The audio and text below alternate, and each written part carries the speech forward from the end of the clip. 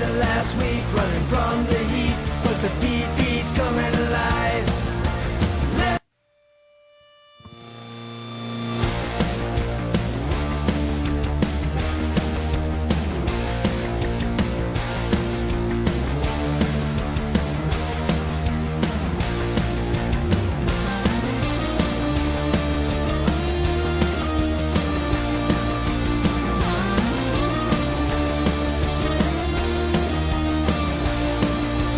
Running from the man, yeah, the madman's coming, yeah, the man's gunning for me tonight.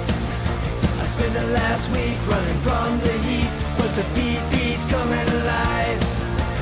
Let's get lost tonight. Lord, who's on my right?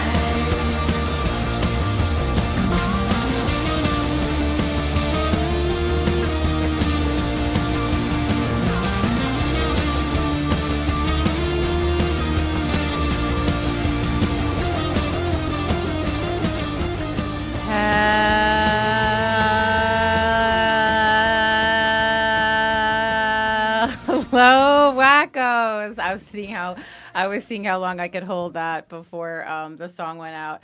Hello, welcome to Without a Country. I am Corinne Fisher. Welcome to the show. Seems like there's like some echo I don't know if you can hear that in the booth, but maybe it's just in this room. Maybe it's in my head. Who really knows? Welcome to the show. I'm Corinne Fisher. If you're just joining us today, I am a former New York City mayoral candidate 2025 and a stand-up comedian. Interesting combo, but maybe not that crazy. I think we're going to see a lot more stuff like that, for better or for worse, in the future. I did it with good intentions. I think some people are doing it with less good intentions, but here we are.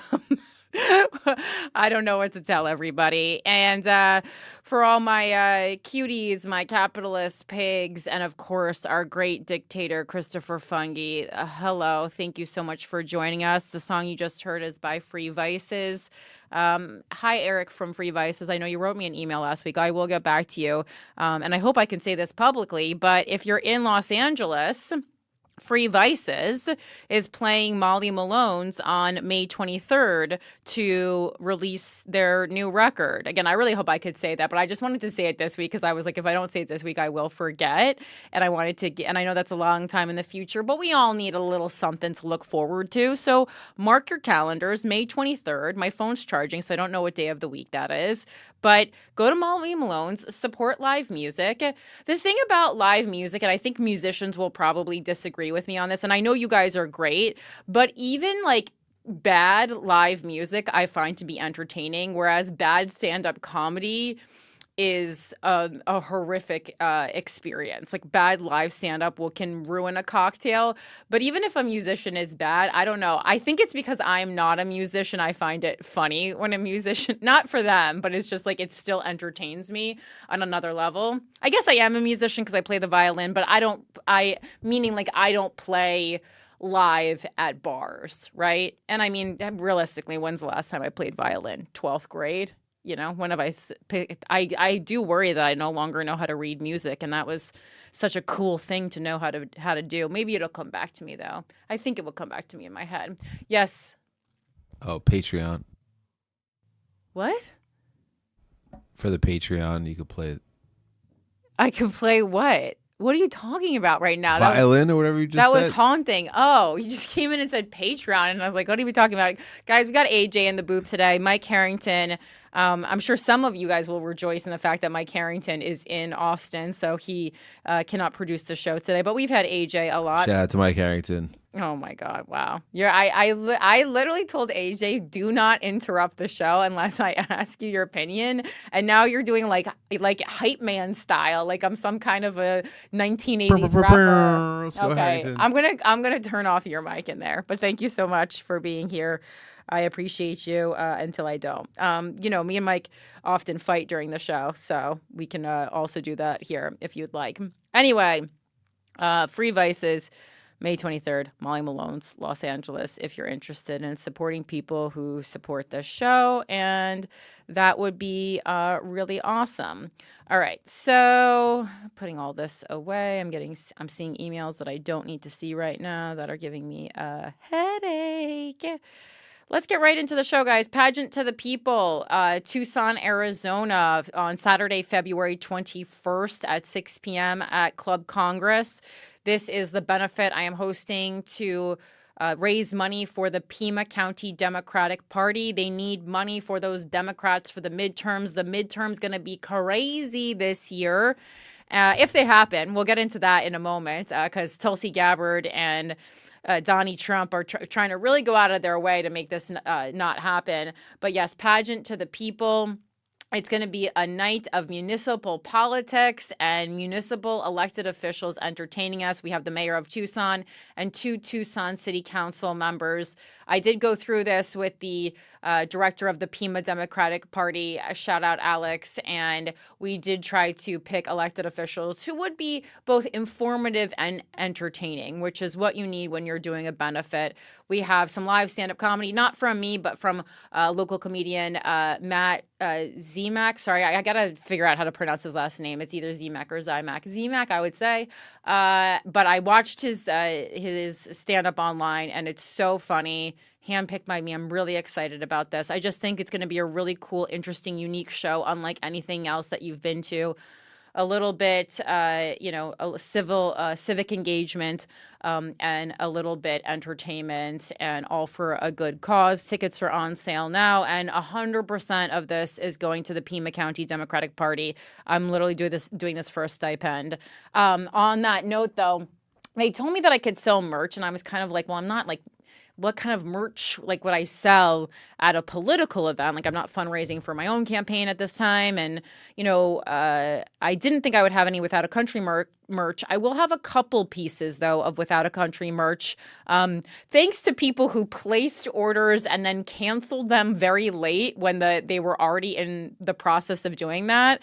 And so I'm not trying to like scold you guys now, but just so you know, for the future, all those orders that were canceled, and it wasn't like a ton, but it was like a good enough amount that it will put a dent in my in the profit for that is funding this show. So I don't know why you would place an order and then wait long enough that it went into production and then ask for a refund. I'm not sure what went on, but for the people who did that, just so you guys know, for the future, I have to pay for that. I had to pay for those out of pocket, which was something I didn't even know, because I was kind of asking the company. I was like, well, why do you guys even offer refunds, especially after things have gone into production? And, small business 101, a little behind the scenes on small business. I have a lot of empathy for this. He said, well, if we don't offer refunds, then people just end up doing chargebacks with their credit card company, which ultimately cost us more, right? So just so you guys know, there's a lot of talk about, we want creators to be making merch and doing things and having relationships with small businesses, okay? So that's what I did. I made my merch with a small business. But with small businesses, it's not like a corporation. It's not Amazon. You can't just send anything back and the corporation's going to eat the profit. Someone has to eat that money that was wasted now making something that is no longer going to be purchased. And in this case, it's me. But in some cases, it might be the small business. So just like keep that in mind. Like if we want to be good consumers, we also have to realize that when we are patronizing small businesses, we have to keep in mind they're not going to have the leniency in refund, and return policies that a corporation does, because corporations are continuously fucking us over. So therefore, they can have really lenient refund and return policies because it doesn't matter, because they're making up for it in the millions and millions of dollars they're making. And however they're out, and the unethical ways that they are making the products that you're consuming. So again, I didn't want to scold you, but I just wanted to let you know for two reasons. One, because it fucked me over a little bit. And then two, what it is to be a conscientious consumer.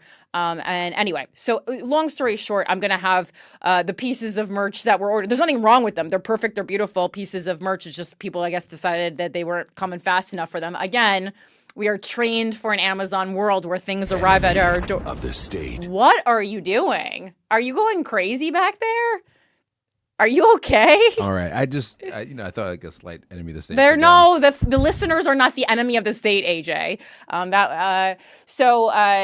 It's just I will have the merch for sale that is left over at the pageant to the people, and it'll be great. And I'm so excited for you guys all to see it, and hopefully it'll turn into a positive thing. If a couple people in Tucson, Arizona didn't get merch in time, now you guys will get to buy that merch from me directly. So that'll be fun. All right, moving on. Next thing, this is like a little tease. This was from Instagram at Kamala HQ, the Instagram account at Kamala HQ. So I want to say she, but I don't know if it's she. Her team teased some kind of an announcement for tomorrow on the Instagram, and I know that we talked a couple of weeks ago that it seemed like there were some signs that she might be setting up to run for president again. And I love Kamala. Again, on record, I love Kamala. I loved her when she was running for president. She was like one of my top picks, and everyone was like, whatever. I really like her, but I do think for her to run again and we don't know who the Republican nominee is, but I think it's a huge mistake for her to run again. I think if she truly wanted to run again during this, period of time where, the first year of Donald Trump's second term administration, I think that she would have had to already been on the ground running, doing something truly brilliant to counteract Trump's administration. And she's just went on a book tour. I don't think she's been doing anything brilliant in her off time. And listen, I campaigned for mayor for like 6 months, and it, damn near killed me. So I can only imagine what it's like campaigning for president of the United States under duress for 4 months. I'm sure she was completely exhausted, and I want her to have that break so she can come back ready. But again, if you have the energy to go on a book tour, you had the energy to do something a little bit more philanthropic, a little bit more activist-y, and I think that's what we would really like to see from her. I think that, she's a smart lady. She saw what was happening in politics around her. And I think it was quite clear from, the Eat the Oligarchs, stadium tours, or I don't know if it was stadiums is the proper word, but the huge tour that Bernie and AOC went on, Zoran winning the mayor of New York City, all these things should have given her the information she needed to let her know that she has to stop being so moderate if she wants to win. I mean, like, if she is moderate because in her heart she's a moderate, God bless. I think that she should, stick to who she is, and I don't want someone morphing into the candidate that we want. We'll just find someone who is organically like that. But again, I just think it's a huge mistake after this, lawsuit that is truly costing people their lives at this point. I think it's a pretty bold move with no real other action that Kamala would be running for president again. And I honestly think it is irresponsible. So again, we don't know that that's what she's doing, but it certainly seemed like that. I also think it's weird time to announce before the midterms. And additionally, you have to be very careful with campaigning. You can't campaign too long because people get sick of you. And this might be an instance of her trying to overcorrect because she did not have enough time to campaign last go around. And now I do think that if she started right now campaigning, that it would be too much time campaigning. Again, if I was Kamala and I was wanted to run for office, I would be out helping people with no campaign announced. I mean, ideally you would be out helping people no matter what. If you're running for president, you should be an active citizen kind of for most of your life. But again, if you're doing it performatively, that's certainly what I would be doing. So we'll see. I also wanted to, God. I also just wanted to, I started this conversation. I talked about this a little bit on the GWF episode that will air probably for Luminary on Valentine's Day weekend. But just, in reaction to the Grammys Awards, obviously there's always something during any award show that is happening nationally or internationally that is the like social issue of the moment. And obviously at this year's Grammy Awards, it was ICE traumatizing people in the streets. So we knew, people had their little white ICE out buttons, and we knew that artists would be saying something about it.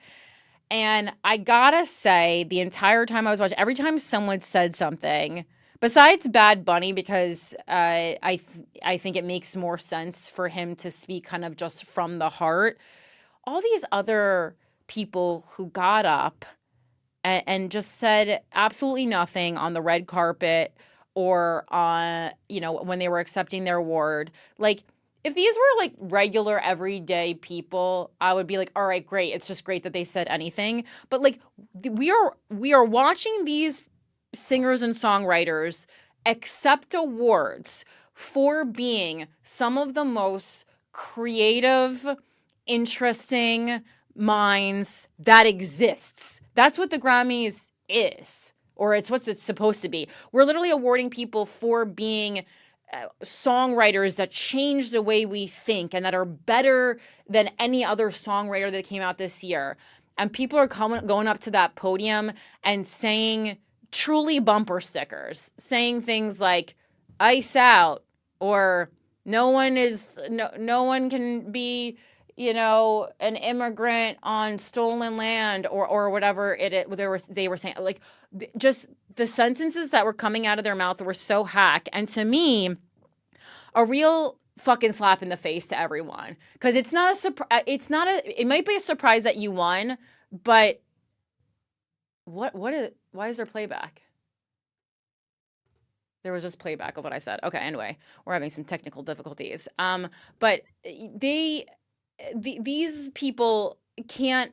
Again, these are some of the most brilliant writers in the entertainment industry, and they can't muster one fucking original sentence. They could have, you're in makeup, if you're a woman at least, and if you're a man, you're at least in hair and makeup, I would say, for at least an hour. And if you're a woman, you're in hair and makeup for like probably 3 to 4 hours. So you didn't even have to do this on your own personal time. You're telling me when you're in the hair and makeup chair for 3 hours, you couldn't muster up one fucking original from the heart sentence that you didn't see on a meme on Instagram to convey to people using your God-given gift that you are being awarded for tonight, why it is important for people to speak up now, and why no person is illegal, and without using like these hack sentences that I am using right now. Like, are you kidding me?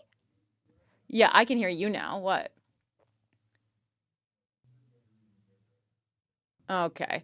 I just really, what a slap in the fucking face to everyone. And, everyone, of course, in the audience, all the other celebrities, giving standing ovations for people repeating memes back to us. Just really, really, like, just disappointing behavior. This is the time when artists, we need to be using our voice. Like, if this is what we are doing, and if we're not going to do anything else besides art, our art better be freaking serving during this time. That's all I'm saying. Can you play this clip right here from Instagram of Jack Antonoff? What? Yes. Okay.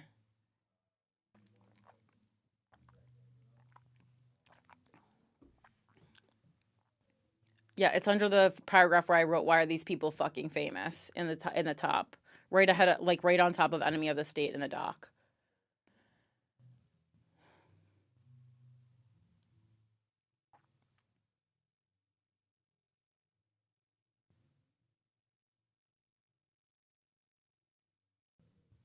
A little bit about the pin that you're wearing tonight.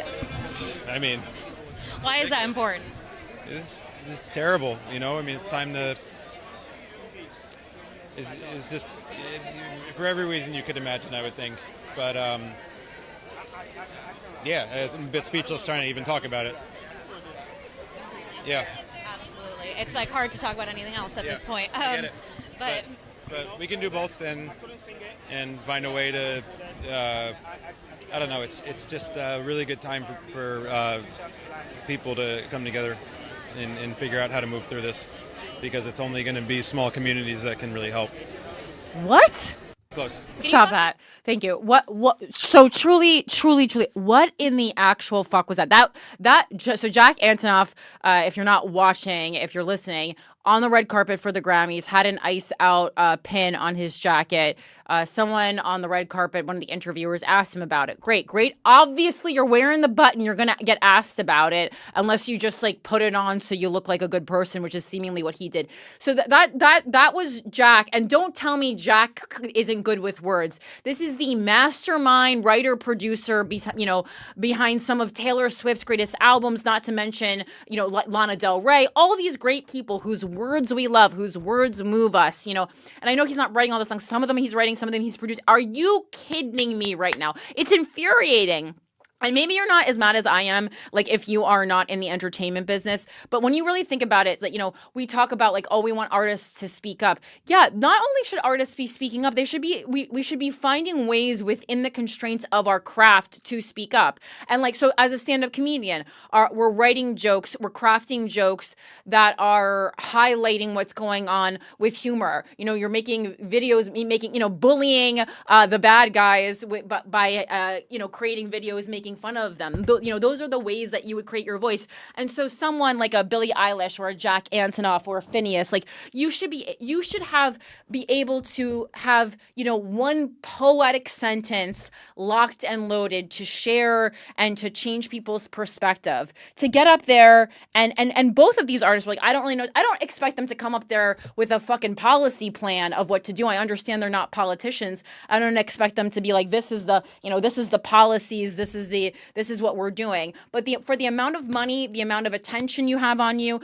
it is a night when you're going to be asked about the thing. You're going to be asked about the thing, and you have a 1 in 5 chance of winning, and you couldn't take 10 minutes to think of something. Because let me tell you, when you have an artist's brain, it would take about 10 minutes to think of something poignant to say. Artists' brains can come up with things that are poignant at the drop of a hat. So truly fuck off. I have such a problem with award shows anyway, because it's just a bunch of rich people clapping for a bunch of other rich people. Do I still want an Oscar? Obviously. Do I still want a Grammy? Obviously. But, use the time wisely. I think, when we were kids, we used to make fun of artists like, Fiona Apple, who would get up and talk about these really heavy political issues in a room of rich people. But really, she had the right idea. And it's always these women who appear to be crazy or appear to be weird or appear to always have a problem with everything, who are the ones who are just so far ahead of their time. And I just had to speak about that because that really was driving me up a wall. And what was driving me up a wall even further were that these people were getting accolades for this absolute garbage regurgitation nonsense that they were saying. And again, it's better to say something, of course, than nothing. Of course. But come the fuck on. You're winning a song. You're winning an award for being the best songwriter, and that's what you're fucking saying? Give me a break. Something original. You're not allowed to talk, AJ. Remember, you were banned. Artists can speak, but you're not. I know you're an artist, but not on this show right now. You're banned from speaking unless I ask. What?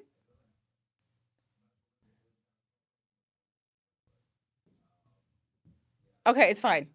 It's fine. We gotta go. All right, so moving on to Enemy of the State. So get that drop ready. This week's Enemy of the State is Tulsi Gabbard. And now it's not ready. I know it seems like of the state. I know it seems like I'm hard on the producers here, but I think you guys all know that they deserve it. Okay. It's going crazy. It's going crazy in there. It's like the Z Morning Zoo. Okay. This week's enemy of the state is Tulsi Gabbard. So apparently on the Unjustified podcast, which is a podcast, I'm just reading this description. I've heard of it before, but I never read the description of the podcast. It's the creator of Mueller, She Wrote, Allison Gill, and former Deputy Director of the FBI, Andrew McCabe, are documenting the erosion of civil liberties and the rule of law under Trump's DOJ. So that's what the Unjustified podcast is.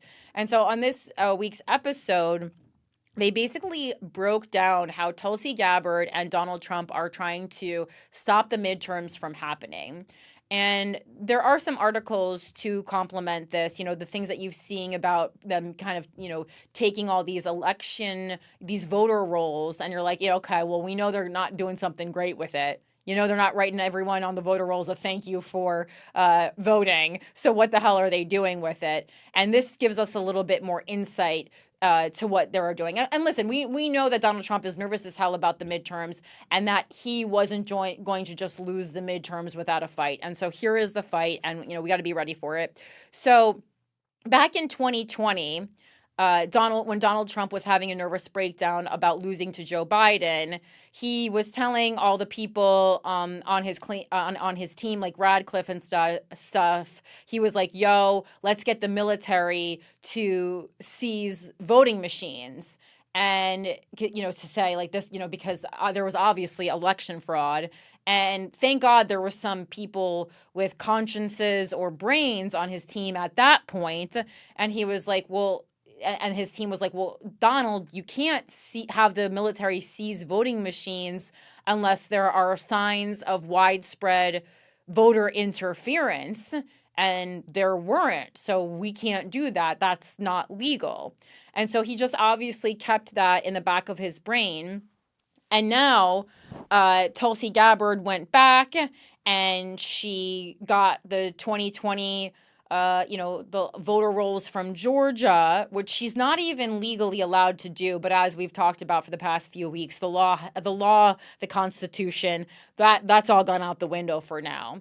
So like Tulsi, Tulsa, that's a dog I had when I was little. Tulsi's role is that the only way she can engage in anything having to do with U.S. elections is if she feels that there was foreign interference. That's specifically what her job calls for. So like if there were foreign interference, then her taking the Georgia voter rolls would make more sense. But it doesn't make sense right now because she's the United States Director of National Intelligence.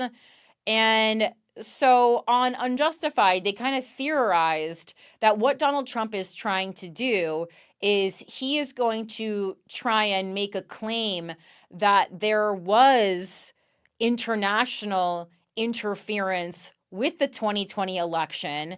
And he's going to take this opportunity that he has with having captured Nicolas Maduro and make him sign something kind of saying that he interfered with the 2020 election, even though it doesn't really make sense that he would want Joe Biden to win over Donald Trump.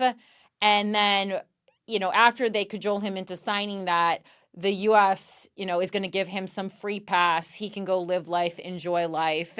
And then Trump can say, see, there was international interference. I was right. I should have won that election.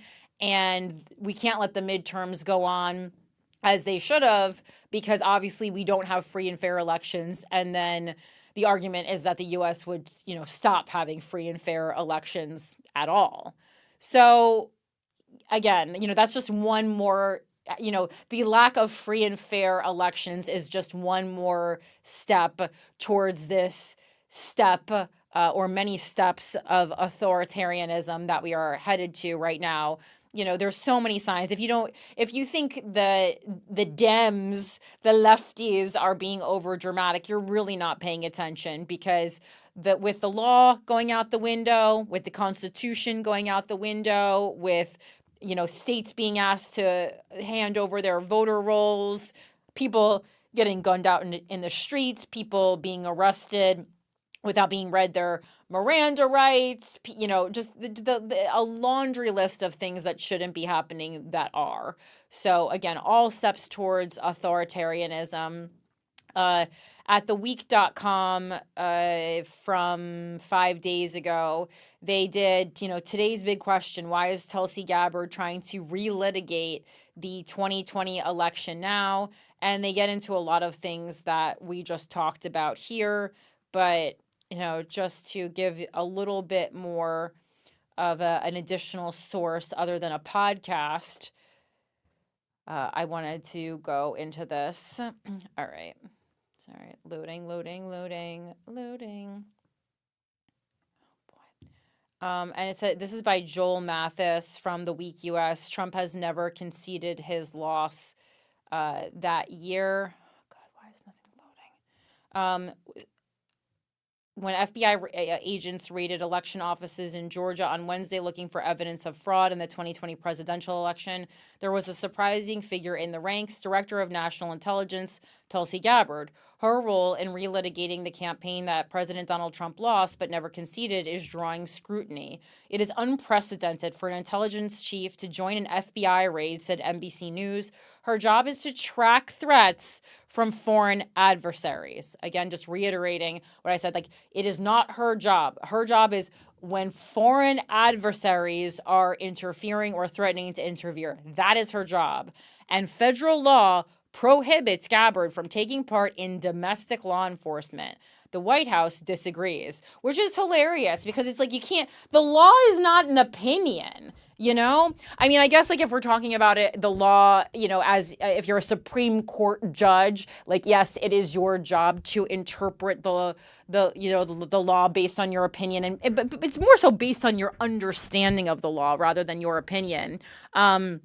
But it says the White House disagrees. It says Gabbard is trying to keep the election safe. Trump told reporters this week. It is notable, however, that Gabbard last year dismantled intelligence operations tracking foreign actors seeking to interfere in American elections or institutions. Democrats and election experts expressed alarm and bewilderment about Gabbard's role in the raid, said Politico. Trump has long fixated on unsubstantiated allegations of fraud in the 2020 election. The raid may or may not simply be about re-examining 2020, critics said, but could instead be building a foundation for Trump to interfere in future elections. And similar investigations can happen at any point, once again, between now and this coming November. So, again, let's just really brace ourselves and know that nothing that is happening right here is normal. They're not following the law. They're not following the Constitution. They're not doing their jobs the way they should do. And we kind of all knew that Trump wasn't going to leave office second term just easily. He didn't leave first term easily. And so interfering with the midterms that he, definitely fears he's not going to perform well and Republicans in general aren't going to perform well in. Brace yourselves because that's happening. And let's fucking hope the establishment Democrats and the left and political organizations have some kind of a plan on how to handle this. I don't know that they do, but this is not going to be a surprise when it happens. And if there is no plan underway, that's fucking pitiful. Oh, I thought you were going to say, did you have a question? Can you talk anywhere near close to the mic so that we can hear you? I can hear you, but you're 18 feet away from the mic. Is this better? Yes, please. I don't know. Okay. I was just going to ask you, it's a dangerous question. What percentage chance is Trump running again in your mind? Is it 70, 60, 50, 40? 50. 50% chance? Yeah, I mean, I don't think he's stupid enough, personally. I don't think it's too much of an overthrow. It's not about being stupid. Well, first of all, I don't know that he'll live to. I think that's the number one thing that will stop him from running is death, or serious illness. Although knowing him, he would just probably have people prop up his body on strings and run as some kind of a marionette. But I think Probably. I think if it's not him, there is someone that he is grooming to run for office in the way that in the way that he wants to see someone run for office who will do his bidding, or one of his sons, one of his family members. Okay. That's what so I like think. J.D. Vance or his son or somebody. But I don't think JD Vance. I don't. You don't think I J.D. don't Vance? think he respects JD Vance enough. Nor do I think that JD Vance would perform particularly well in an election. He's kind of a little baby bitch. But I do think it would be more someone like Trump would set up one of his sons, or Trump would set up someone who has dirt on him or who he owes a big ass favor to. But not like a run for January office. 6th, not a January 6th overthrow kind of crazy. I think there's a 50% chance that he could do that. We just got to see what's going on. But I mean, I think I don't think he's just. They won't lose. They won't just allow a loss. Yeah, I don't think he's just going to be like, all right, well, we're done. Yeah, Everyone have a no. great day. Mhm. All right. So thanks so much to all the Patreon subscribers. All hail to our amazing dictator, Christopher Fungi. Hello to our newest capitalist pig, LB, and our newest cutie, Ashley Papanaw. Thank you so much for being here. If you want to contribute to this show, maybe we can upgrade our producers. We can go. How dare you? We can go. You're not even the regular producer. You can head over to patreon.com/withoutaCountry and become a subscriber and a supporter of the show. For as little as $6 a month, you do get an additional video news story that's exclusive to you every single week. All right, moving on to the wacko mailbag. Our dictator, he is so great because I was going to come on air and do a call to action for anyone who saw Melania to get a wacko review of it. I tried so hard to see this week without paying for it because it was playing in the movie theater right by me, which is like crazy because it was like 1 or 2 seats sold at every screening. It was like, what a waste of a screen. My movie theater's on the Lower East Side, so not a lot of people. I think Upper East and Upper West Side, probably a lot more people went to go see this documentary. Documentaries are very popular in New York City to begin with, and then obviously Upper West Side, Upper East Side is where you're gonna find your MAGA folks in New York City. Because I think people think all of New York City is liberal. It's not, but we try to keep them uptown, and then we have fun downtown. But I couldn't find it anywhere online. Usually, a movie that's in theaters now, you would be able to find bootleg online without paying for it. But it didn't happen. But thank you so much to Christopher Fungi because he went to a matinee showing of the Melania movie and he sent us 10 thoughts. And here they are. All right. So he says the line, "Here we go again. Ever since I heard it in the trailer, I can't unhear, 'It's a me, a Mario, here we go,' from the N64 era. I went in not knowing what to expect. It's a documentary, right? But is it serious? Melania is the only narrator. Oh, God help us. Not sure what I was expecting, but the only voice advancing the plot is hers, and it's laid over B-rolls of her walking around. There are other clips from staff, state figures, etc., but be prepared for a lot of Melania speak."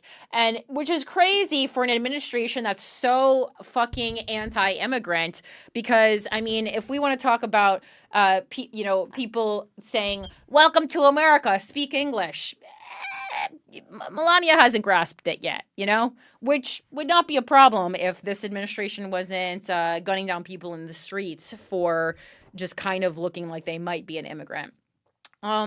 The inaugural outfit, it's giving Hat Man energy, and I'm here for it. It's exactly what I would wear to hide my facial expressions like eye rolls while in front of a camera for the entire day. The designer is endearing, especially after he's caught fangirling out while pinning her dress. Be careful of mirrors, y'all. This part felt like The Devil Wears Prada, but with understudies. 5 out of 5 stars on the outfit, though. Obviously, there's spoilers in here, but I don't think anyone was on the edge of their seat for the Melania documentary. Although I'm gonna see it, but the soundtrack, it was all over the place. The song selection process felt like someone was watching Beat Shazam, a show where contestants guess a song's title after listening to a clip and was like, this will work. First cringe, second-hand embarrassment moment. Melania lip syncs to her favorite artist, Michael Jackson's Billie Jean. Oh God, poor Michael Jackson just rolled over in his grave. Melania's visit to St. Paul's Cathedral in New York City. She visited after Carter's funeral a week or so before Inauguration Day and a year after her own mother's passing. She lit a candle in her memory, no judgment at all for grieving the loss of a parent, but who decided to play Aretha Franklin's Amazing Grace as the underscore. It was jarring to hear a gospel choir with claps and amens aplenty when the film footage is showing an empty church and a reflective moment. Why? Must be a Shazam-loving intern. The vintage effect added to footage in the last quarter of the movie. It was bad. It literally toggled between crisp footage and a filtered version made to look like it was 90s VHS tape filmed in an iPhone. Again, why? Second cringe, secondhand embarrassment moment. Melania does the YMCA Donald edition while exiting some inauguration stage. Random aside, how did one of the gayest songs become Trump's signature? At least we still have ABBA. Well, and that's so funny. I mean, I feel like that's like one of the worst parts of being a politician is we somehow always like, if you're a politician, you're going to end up doing some kind of a dance that is embarrassing. And just so you guys know, if I was a politician, don't expect any dancing. I'm not doing it. The epilogue. Before the end credits, there's 3 to 4 screens of Melania's successes, but I think I strained my eyeballs trying to read them before they vanished. Who reads these days anyway? Shaking my head. Can't fact check what you can't recall. Am I right? Ratings. I'm not sure what's the best source for reviews because I honestly don't watch many movies. The last one I saw in theaters was The First Wicked.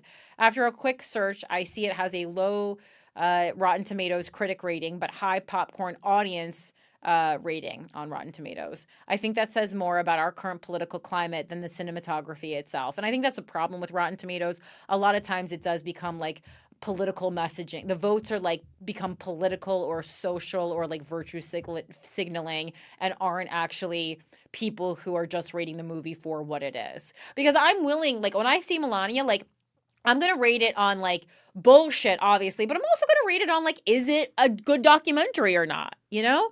I think the like OG Justin Bieber documentary is one of the best documentaries of all time, and I'll fight someone. I know it doesn't matter if the subject matter is highbrow or not. I'm just rating it on, does this tell me a complex story about a person, a place, a thing, an idea, a moment in time? Like that's what I'm looking for when I'm rating a documentary. For what it's worth, I'm giving it 3 out of 5 stars. I got to recline in a warm leather seat and report back to the Without a Country staff about a movie while indulging in some popcorn that just doesn't taste the same anywhere else. Not a bad way to spend a Sunday afternoon. Hope y'all have a great week and keep up the great work. All right. And so in response, I'm also going to read a critic's notebook piece from the New York Times about what seemingly everyone is missing about Melania. Yes, you raise your hand again, AJ. Oh my God. I'm going to start drinking again during this episode. I was just going to bring up the Michael Jackson line that she had said. She's a big fan of Michael Jackson. How does that make you feel? Anything at all? Like her style, her hats, you know, she wears the hat. It's very Michael Jackson-esque. Well, good for her. If you like someone, it's okay to dress like that. I just like my right foot is fucked up because I dress like the Spice Girls. I think I appreciate people who are fans of other people. I think that's actually I think a pedophile. No, well, I've been reading more into this though, and I don't know if this was like a setup or for real. Although I will say, if you guys have seen that, in quotes, last call from Michael Jackson with a guy named Dieter, Dieter, floating around the internet, I did some research into that. There is no verification that that is at all real, and most likely it's like created so by all the stuff about Michael Jackson is fake? What? No, I'm not sure. There's like a lot, you know.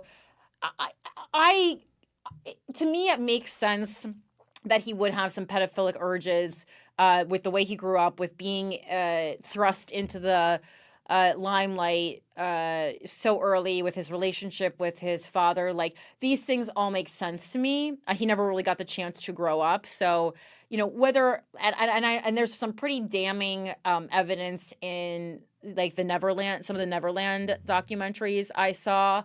But I don't know. Yeah. It's just, we have enough pedophiles to deal with. I think this is not that I want to rate pedophiles from like best to worst, but I feel like Jeffrey Epstein is a worse pedophile. Or he's a worse pedophile. I just didn't I never heard that she liked Michael Jackson that much. And then all this hat stuff that she wears, where she wears the hat and you talked about her covering her eyes and whatnot. I just thought that was pretty fascinating because I never knew of this. So we think we're just bringing Michael Jackson up out of nowhere? Like she likes the hat.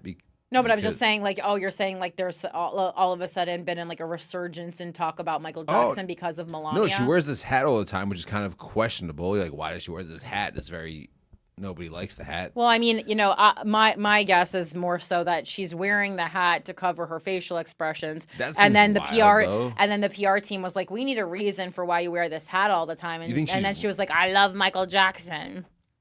All right, it's a very Spy versus Spy hat. But you think she's rolling her eyes at the husband? Yes. That's why they had to put the hat, because she kept rolling her eyes? 100%. 100%. Okay. All right, so this is by Vanessa Friedman. This is Critics Notebook, New York Times. Everyone is missing the point about the Melania movie. It's not really a movie at all. It's a marketing deck. Since Melania, the film about the 20 days leading to Melania Trump's second term as First Lady, had its premiere at the Kennedy Center, it has been alternately criticized and mocked, reviews and memes exploding in both old and new media, which we knew would happen, of course. Like, anytime the libs do something, you know, the Republicans are going to make fun of them, and anytime the Republicans do something, the libs are going to make fun of them. Like, it's like honestly tired at this point. So the film has been called an elaborate piece of designer taxidermy by The Guardian, propaganda by The Daily Beast, and a mockumentary by Vanity Fair. Its box office take has been analyzed and debated as reports of its record-setting opening and screenshots of empty movie theaters spread. Yet, amid all the hoopla, a critical point has been missed. This isn't a documentary. It's not an advertorial for the Trump administration or family. It's the hard launch of a new lifestyle brand, not so code-named, yes, Melania. Hence, Mrs. Trump's multiple references to her creative vision within the movie, with the inauguration as her calling card. Hence, the many lovingly framed scenes of her towering stilettos. So almost, it seems like she's trying to become Victoria Beckham a little bit. Hence, the large amount of film time spent on the details of her inaugural outfits, her insistence that the neckline of the blouses she wore to the swearing-in be sharply crossed rather than cowl, and that the band on her hat be half an inch narrower. Hence, the revelation from Hervé Pierre, the designer who also works as Mrs. Trump's stylist, that the inaugural gowns in her colors, black and white, black and white, those unique colors only to Melania Trump. Mrs. Trump agrees it's very me. By contrast, her husband's colors are clearly gold, red, white, and blue. But brand must be more than a series of glossy surfaces. It must at least gesture at having values. Hence, the repeated references to her commitment to family and conversations about continuing her work on children's behalf. Mark Beckman, Mrs. Trump's longtime agent, summed up the thinking in an interview with the Times of London the week before the premiere, noting it's all about supporting this luxury brand that she's building. The trail of breadcrumbs for the Melania brand has been sprinkled throughout the second Trump administration, almost like an extended teaser trailer. And it started years before December 2024, when the Melania movie began filming. Brand Melania was, in fact, originally mooted back in the first Trump administration when Mrs. Trump sued the Daily Mail for libel for claiming that a modeling agency she had worked for in the 1990s was also an escort service. The implication, the suit stated, affected the First Lady's unique once-in-a-lifetime opportunity as an extremely famous and well-known person, as well as a former professional model, brand spokesperson, and successful businesswoman, to launch a broad-based commercial brand in multiple product categories. And this is really interesting because obviously this makes sense for who these people are. And when you sit down and think about it, it's actually weird that she does not have more brands or has not tried to monetize who she is, in a big way yet. So this really actually makes sense. It feels late, Maybe this was, Trump's final plea, basically. She was like, I'm leaving you. I'm going to leave you and embarrass you by leaving you while you're a sitting president. And he was like, no, I'll make your brand happen, Though the brand didn't take shape at the time, the suit was settled, with Mrs. Trump receiving about $3 million in a public apology, and the seed was planted. It began with the memoir Melania, released in October 2024 with its graphic black and white cover. It continued through the inauguration with that black and white ball gown by Mr. Pierre. It was further shaped by Mrs. Trump's official portrait, which featured her in a signature black Dolce & Gabbana tuxedo suit and white shirt, standing boss-like behind a mirror desk, and it has now reached its apogee in the movie itself.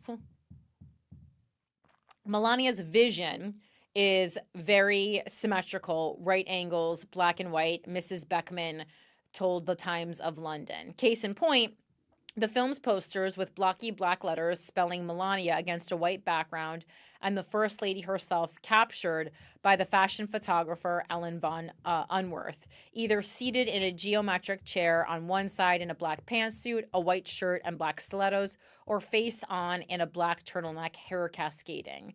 At the special screening at the White House for guests like Tim Cook and Queen Rania of Jordan, who is in the movie, attendees were treated to white popcorn buckets with Melania in black letters, black and white Melania cookies, and black and white cake pops. The black Dior dress with the Alaya belt Mrs. Trump wore to ring the bell at the New York Stock Exchange matched the black carpet she chose for the premiere, which matched the black Dolce & Gabbana suit and the towering black heels she wore to make her entrance. And of course, the logo of her production company, Muse Films. Does she think of herself as Donald Trump's muse? With the spiky silver white M that emerges from the dark like the sign of a superhero to start the film. All of this should not exactly be a surprise given the Trump family's commitment to personal brand building, which has extended from cologne and sneakers to national monuments. Even Kai Trump, Mr. Trump's granddaughter, has her own brand, but it does take everything to a new level. Forget the Christmas ornaments and the jewelry Mrs. Trump has previously offered on her website. She clearly has much bigger ambitions, even if the first product she may be selling is herself. To that end, Melania is revealing, not in the way people were expecting, but in letting them know what they should expect going forward. And this actually makes a lot of sense, as, if she was like to do a clothing line, I could see her doing something like exclusive with Amazon, although that might be a little low brow. Oh my God, I'm on Kai Trump's official shop now. It's literally just like sweatshirts that say TK on them. What the hell? Who is this? And it doesn't even look like she combed her hair for this. I mean, she's like a young girl. She's cute without anything on, but it's just like, what are we doing here? Who is this? She's 18. How many Instagram followers does she like? Oh, she's a golfer apparently. Oh boy. Oh boy. All right, she has a dog. Can't hold that against her. 2.7 million followers. Okay, Kai Trump golfer. All right, well, guess look out for her. But better golfing than politicking. All right, moving on to the next letter from a wacko. This was from Marissa, sorry, I don't know how to pronounce your name. But she sent a video, like an Instagram video, in response to the conversation we had a couple weeks ago about, everyone, reacting big to the deaths of Renee Good and Alex Pretty because they were white folks. And it kind of talked about how we're going to have to get rid or get used to seeing stuff like this a lot more. Okay, the link wasn't working, but now it is. Can you play the, and she offered this as, an additional piece in that conversation. So I wanted to play that video now. Are you following along, AJ? Don't blow. So you can't be a good white person and put your body in between them trying to kidnap a brown person or harm a black person. When you do that, you lose your proximity to whiteness and you lose the benefits that come along with it. That's the cost. We're all acting so shocked that they murdered a white woman. Well, see, she wasn't a good white. She was out there advocating for brown people, so she lost her proximity to whiteness. This is the work of dismantling white supremacy. This is what it's going to cost. It's time for some radical acceptance. Because they've been out there killing black and brown people for Hundreds of years. And people who looked like me were having picnics under black bodies as they blew in the breeze after they'd been lynched. And then 6 years ago, when they kneeled on George Floyd's neck, we all put a black picture in our Instagram, acting as if that were enough. In order to dismantle white supremacy, we have to be willing to lose the benefits of whiteness. Means they kill us too. That's what that means.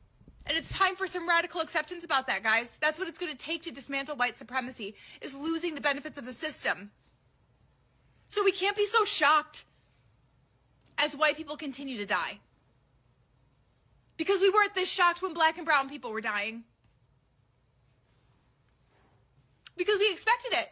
Not because we weren't grieving, but we expected it, right? You should expect it.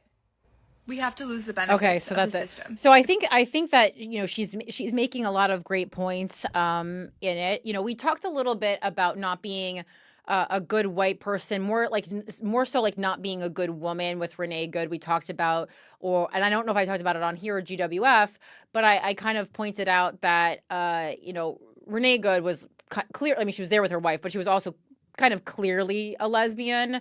Sorry if that's problematic to people, but sometimes you can just tell when someone's a lesbian, and I don't think there's anything wrong with that. And it's cool.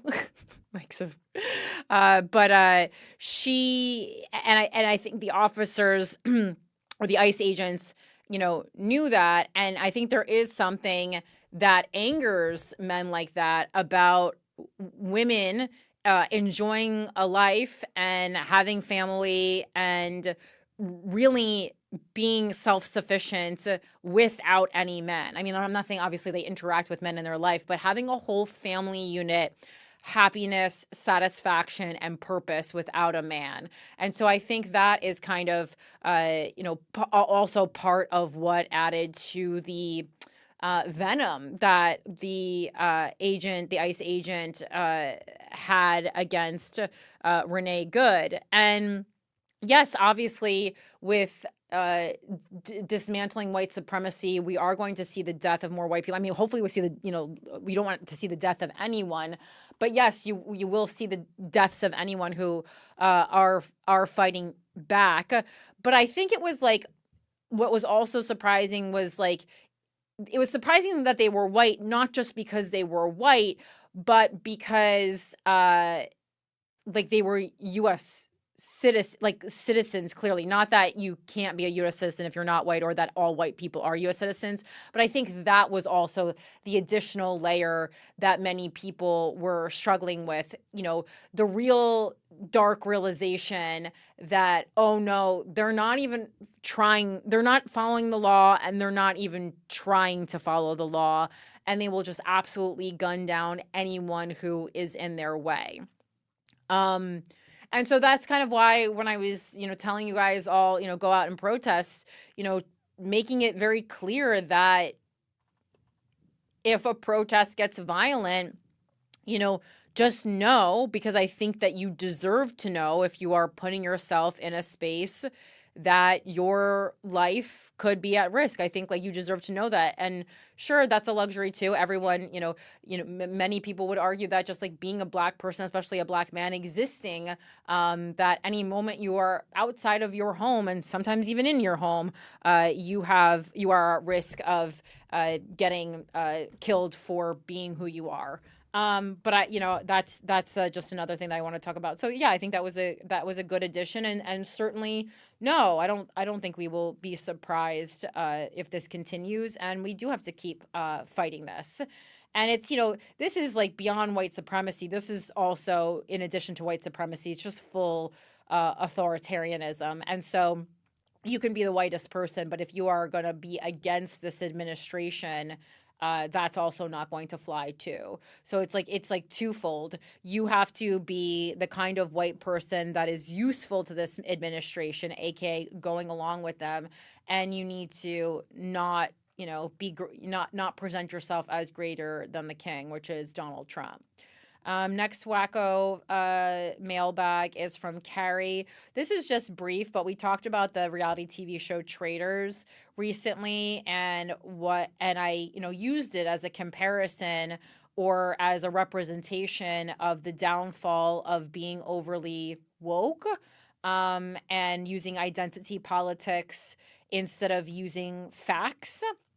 And that came out when Michael Rappaport and Colton Underwood got into a conversation about, Colton Underwood probably would be a good liar because he lived in the closet for so many years. And everyone who watches Traitors fucking hates Colton. And of course, all the, libs on the show were like, yeah, that's right. Don't even mention that he was in the closet for years, even though he was literally on The Bachelor. And obviously, he's claiming he didn't know he was gay at the time. But I find it really hard to believe that late in life you didn't know you were gay. But okay, whatever. You had no problem prancing around, breaking women's hearts. But again, okay. And so Carrie messaged me saying, like, Colton has been a bad person on always. And apparently he stalked his ex-girlfriend. What's her name? Her name is Cassie Randolph. And he stalked her, and she has a restraining order against him because he was stalking her, sending her excessive messages, showing up unannounced at her home, placed a tracking device in her car. So it is actually crazy to me that this man was awarded for this behavior towards another woman by being placed on another reality TV show. It does seem like him coming out of the closet was a way for him to skirt these issues, saying like, oh, I was in a bad state of mind because I was struggling with my sexuality. Therefore, that gave me every, excuse to stalk a woman. I don't know what the hell he pulled out of his ass. But basically, the consensus of TV viewers is that Colton Underwood sucks, and that article just backs it the fuck up. Carrie, thank you for sending that in. Fuck Colton. Can't wait till he's off the show. Hope he's having a bad time. And then this last Wacko mailbag is actually from Wacko, my mom. It's from my mommy. They have a Read the Document segment on the New York Times that she sent to me. And this is... she talks a lot about how my mom, how often legal paperwork is stuffy, but how this particular legal document is a must read. And so I'm going to share it on the show. So this is a federal judge on Saturday, and this article is from January 31st, ordered the release of a 5-year-old Liam Conejo Ramos, who I think we probably all heard of, this 5-year-old who was detained by immigration agents last month. We've all heard about him by now, while wearing a Spider-Man backpack and an oversized fluffy blue winter hat. And so this is paperwork from the United States District Court for the Western District of Texas, San Antonio Division. And it's, Adrian Conejo Arias, who is the parent or guardian of Liam, versus Christy Nome and Pam Bondi and all these, idiots working with the administration. So it says opinion and order of the court. Before the court is the petition of asylum seeker Adrian Conejo Arias and his 5-year-old son for protection of the great writ of habeas corpus. They seek nothing more than some modicum of due process and the rule of law. The government has responded. The case has its genesis in the ill-conceived and incompetently implemented government pursuit of daily deportation quotas, apparently even if it requires traumatizing children. This court and others regularly send undocumented people to prison and orders them deported, but do so by proper legal procedures. Apparent also is the government's ignorance of an American historical document called the Declaration of Independence. 33-year-old Thomas Jefferson enumerated grievances against a would-be authoritarian king over our nascent nation. Among others were 1, quote, he has sent hither swarms of officers to harass our people. 2, quote, he has excited domestic insurrection among us. 3, quote, for quartering large bodies of armed troops among us. 4, quote, he has kept among us in times of peace standing armies without the consent of our legislatures. We, the people, are hearing echoes of that history. And then there is that pesky inconvenience called the Fourth Amendment, the right of the people to be secure in their persons, houses, papers, and effects against unreasonable searches and seizures shall not be violated, and no warrants shall issue, but upon probable cause, supported by oath or affirmation, and particularly describing the place to be searched and persons or things to be seized. U.S. Constitution Amendment, let's see. Civics lesson to the government. Administrative warrants issued by the executive branch to itself do not pass probable cause muster. That is called the fox guarding the henhouse. The Constitution requires an independent judicial officer. Accordingly, the court finds that the Constitution of these United States trumps this administration's detention of petitioner Adrian Conejo Arias and his minor son, LCR. The Great Writ and release from detention are granted pursuant to the attached judgment. Observing human behavior confirms that for some among us, the perfidious lust for unbridled power and the imposition of cruelty in its quest know no bounds and are bereft of human decency, and the rule of law be damned. Ultimately, petitioners may, because of the arcane United States immigration system, return to their home country involuntarily or by self-deportation, but that result should occur through a more orderly and humane policy than currently in place. Philadelphia, September 17th, 1787, quote, well, Dr. Franklin, what do we have? A republic, if you can keep it.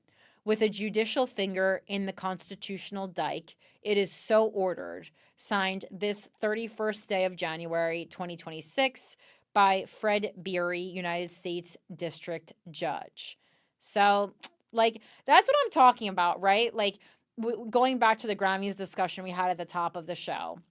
Like, this judge could have very easily just written up an opinion that was kind of by the books and the same thing.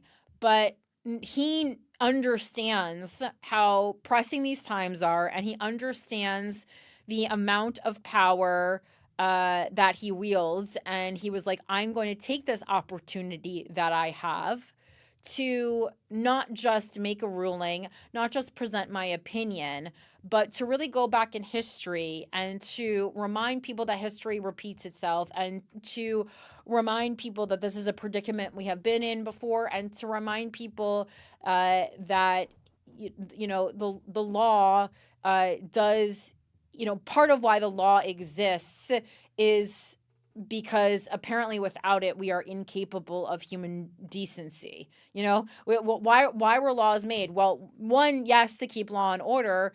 And then two, because they saw that people were, you know, using, you know, someone be saying like, you're a criminal or you're a witch or you're illegal or whatever, go down the laundry list of things that people have called people to control them or to get them out of a space where they are causing an inconvenience. Like, yes, it's law and, you know, it is a way to keep law and order among people who apparently, you know, can't follow the law, but it's also a way for people who will abuse their power and their pedestal and their influence and their money to hurt people who do not deserve that hurt and that pain and that suffering. And I think this judge really took a good opportunity to use the platform that he has, which is what we love people to do. All right, going into our main stories of the day. Obviously, the main story is Epstein Files. We got a lot more pages of those Epstein Files, and man, it goes from bad to worse, doesn't it? So Vanity Fair did a nice piece on this. You know, it's hard to say a nice piece on the Epstein Files, but an informative piece on the Epstein Files, where the journalist put together the top 10 things that haunted her the most in this latest dive into the Epstein Files. So this is by Clara Molot, came out yesterday, February 3rd. Epstein Files, the 10 things that haunt me from the latest batch of Epstein Files, complete with Epstein's musings on Robert Maxwell's mysterious passing, his curious usage of the word whoops, and an offer for a fake wife. Coverage of the Justice Department's latest release of documents related to its investigations of Jeffrey Epstein has largely centered on revelations concerning Donald Trump, Bill Gates, and Elon Musk, all of whom have broadly denied wrongdoing, but the 3 million, yes, 3 million new pages worth of Epstein Files released last week cover a sprawling range of disturbing episodes and unlikely figures. For those of you who have a life and didn't spend the weekend combing through the documents, here are several things you may have missed so far. And again, I know we hate AI, but this is like a good opportunity. Whether or not they're saying it, I'm sure AI was used to go through 3 million pages, because that's a lot of pages to go through. And that's a great opportunity to say, like, hey, look for these words, look for these names, et cetera, et cetera. All right. Is this mic okay? Are you looking at me like I'm doing something wrong? No? Okay. So Robert Maxwell versus Mossad. On March 15th, 2018, in an email sent to a redacted recipient and featuring the subject line, "He was passed away," Epstein speculates about the fate of Ghislaine Maxwell's father, Robert Maxwell. That's how you say it, Ghislaine, right? I've said it wrong so many times, I actually don't even know how to say it right anymore, right? Ghislaine? All right, okay. That's correct. Okay.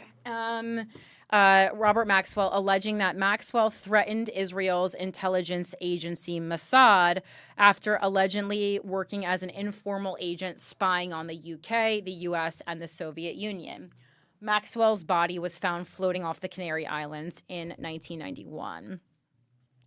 And the email, there's email as a source to complement all of these, just to prove that she's not making this up as she goes along. But I don't need to reread it for you. Mary Kennedy went whoops. Epstein's peculiar use of the word whoops, which shows up more than 400 times in the most recent batch of emails, ranges from ominous to chilling. In one exchange, he replies whoops after a redacted individual writes that they're giving Epstein, quote, permission to kill someone who has lied to both him and the redacted recipient. Epstein uses the same word in response to finding out about the alleged rape of a young woman, hearing the news in 2012 that Robert F. Kennedy Jr.'s second wife, Mary Kennedy, has been found dead in her backyard, later ruled a suicide. Okay, and learning that Sultan bin Sulayman's mother-in-law has perished. And this email says, no one will lie to you and get away with it from me. No one. Whoops is correct. And it says, I give you permission to kill him. He is apparently with redacted. He lied to you and he lied to me. I mean, absolutely crazy for people who are evil, but albeit maybe smart. I don't even know. It seems like to run a whole pedophile island, you have to be somewhat smart or just good at manipulation and having things to hold over people's heads. But I'm sorry, in 2014, you think it's okay to be emailing that you give permission to kill someone? It feels like, if you just know anything about life, that's going to absolutely come back to haunt you. It seems like whoops almost meant rest in peace, or he's condoning whatever just happens. Well, whoops to me, I read whoops as I was in on that. That's how I read it. Whoops. I was involved. That's how I did it. Paris with Woody. Epstein jokes in a 2012 email about a trip to Paris with Woody Allen. His New York, and I was laughing so hard because Jon Stewart was talking about how Woody Allen was mentioned in the Epstein Files, and he said something about Woody, and then he goes, obviously you know what Woody I'm talking about. He's like, it's the Epstein Files. He's like, it's not Woody Harrelson or the toy from Toy Story. And I was like, all right, I like that joke. His Woody Allen, his New York neighbor, who is mentioned more than 7,000 times in the files. The redacted recipient of his email asks whether the two are headed to Le Pedophile Convention. Vanity Fair has reached out to representatives for Allen for comment. And then like they're joking about it, and Jeffrey Epstein writes to a redacted person, I think pedophilia is plural. You know, and again, like, just because you write pedophile in an email once doesn't mean you are a pedophile. God knows, again, as I've said many times before, if you got into comedians group chats, there's a lot of stuff that you're gonna, you know, there could be a Vanity Fair article about 10 things that haunted you from stand-up comedian group chats, that's for sure. But I mean, this is, you know, we're not going to pedophile conventions. I mean, at least me and my posse aren't. Peter Attia talks pussy. Peter Attia, the celebrity longevity guru and newly announced contributor at Barry Weiss's CBS News, which this was rich, because he was just appointed by Barry Weiss, and you're like, oh my God, appears repeatedly in the files, including in correspondence that veers into grotesque discussion of sexual matters. Late at night on February 19th, 2016, Attia writes to Epstein, pussy is indeed low carb, adding, still awaiting results on gluten content, though. In another correspondence with Epstein's assistant, Attia gushes about how he goes into withdrawal if he doesn't see him. In a June 24th, 2015 email with the subject line, got a fresh shipment, Attia writes, the biggest problem with becoming friends with you, ? The life you lead is so outrageous, and yet I can't tell a soul. Attia wrote an X post Monday morning in response to the revelations, apologizing for some embarrassing emails and clarifying that he'd received a fresh shipment of the medication metformin, a drug commonly used to treat type 2 diabetes for my own use. As someone who's on metformin for insulin resistance, I like, first of all, it's a pill, so you don't there's nothing fresh about it. It's not like it's not a refrigerated medication. And I mean, I know medications come in different formats. So like I suppose like but I as some like as far as I know, can you look it up, AJ, actually, if there's any like way to consume metformin that is anything other than pill form, if there's like a refrigerated dosage of metformin? Oh my God, this is not a joke show. Because that just doesn't even make sense. Like, it doesn't make sense for anyone who has a grasp of the English language to say that you have a fresh shipment of metformin. It just doesn't make sense. Yeah, this is so weird. And like, why would you? And also, you know how like when you're lying, you usually are more detailed. Like that's kind of a tell a lot of times. Like, why did we need to know? Like, why did he say metformin? Like, why is he like talking? That's so weird. What are your findings? What was I specifically looking for? Because it says it was the freshness, storage, or recent prescription information could be valid. What? Wait, metformin. But are you upset that your medication was in the Epstein files? No. I just want to see if metformin comes immediate release oral solutions and sachets. Wait, is there any version of metformin that needs to be refrigerated? Stop touching the mic, please. It's hurting my ears. Okay, so yes, there are specific formulations of liquid metformin that require refrigeration. There is an oral solution that you would need to go on. So I guess that's possible. Again, I think that is still a fucking wild stretch, but because I'm like, the only thing that I would describe as fresh is like if it's something that needs to be refrigerated. It's like, to me, like that that to me, like, is like, oh, this is something like a new batch of something that I have to keep refrigerated, and like that does not make sense for metformin. I think most metformin is prescribed in pill form, but again, I wanted to look if that lie even made sense at all. Next thing that haunted the writer, Peggy Siegel gets exposed again.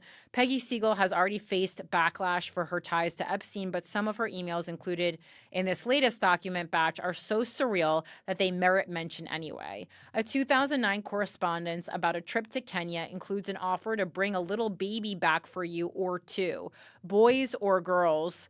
So Madonna. Ugh. Another boasts Siegel's plans to photograph herself in mud huts and pretend that she had crashed the winter White House and posed with Obama's relatives. Vanity Fair has reached out to representatives for Siegel for comment. For good measure, the files also include Siegel's recap of 2014 New Year's Eve festivities in St. Bart's, featuring mentions of Paul McCartney, George Lucas, Harvey Weinstein, Larry Gagosian, Robert Downey Jr., and somehow a secret professional bongo player. Bonus points for the important aside that Roman Abramovich, Dasha Zukova, and Len Blavatnik spent the holiday in snowy Moscow. And it goes down. There's a bunch more. Sultanic verses. Emirati businessman Sultan bin Sulayem, the CEO of DP World, is also featured in this latest tranche of documents. In one particularly charming email from 2013, he shares his disappointment that the Moldovan is not as attractive as the picture. Luckily, the Ukrainian is very beautiful. Vanity Fair has reached out to representatives for comment. Epstein, the peace broker. In one email sent the day after Trump won the 2016 presidential election, a redacted sender says, "Dear Jeffrey, you are so intelligent and powerful men. Please tell me what's going to happen with Europe and Eastern Europe." Epstein promptly replies, "It's okay." Time travel. Martin Nowick, a Harvard math and biology professor who was close to Epstein for years, copies him on a June 2011 email saying we should explore the biological consequences of time travel. It would be amusing to calculate the rate of evolution of a population or a mutant that can travel in time. Nearly 2 years earlier, David Gellertner, a Yale computer science professor, writes to Epstein about the same topic. Epstein tells him, "Your physics needs a booster shot," explaining, "At the horizon of black holes, as one crosses the boundary, in fact, time and space exchange behaviors. New experiments allow time travel to the past. However, time is still only defined by the vibrations of cesium atoms, only as a parameter, not satisfying to Jews." What? I don't even know if I fully grasp what was going on there in that passage. What in the actual fuck? And why do Jews always gotta get dragged into this, man? Fake wife, anyone? In May of 2016, a woman named Margarita emails Epstein asking, "Do you still need a fake wife?" She tells him that she found a Russian woman who is Jewish and trustworthy and looking for a job. The victims. Much of the correspondence between Epstein and his victims reveals a warped power dynamic paired with a bizarrely blunt mode of communication. In one August 2009 email, he chastises a woman for not paying him sufficient attention. Quote, "It would be nice if when I asked you to rub my head or my feet, you actually did it for more than 10 minutes without thinking about something else." She responds, "I thought I did. Sorry, my new boobs must have distracted me."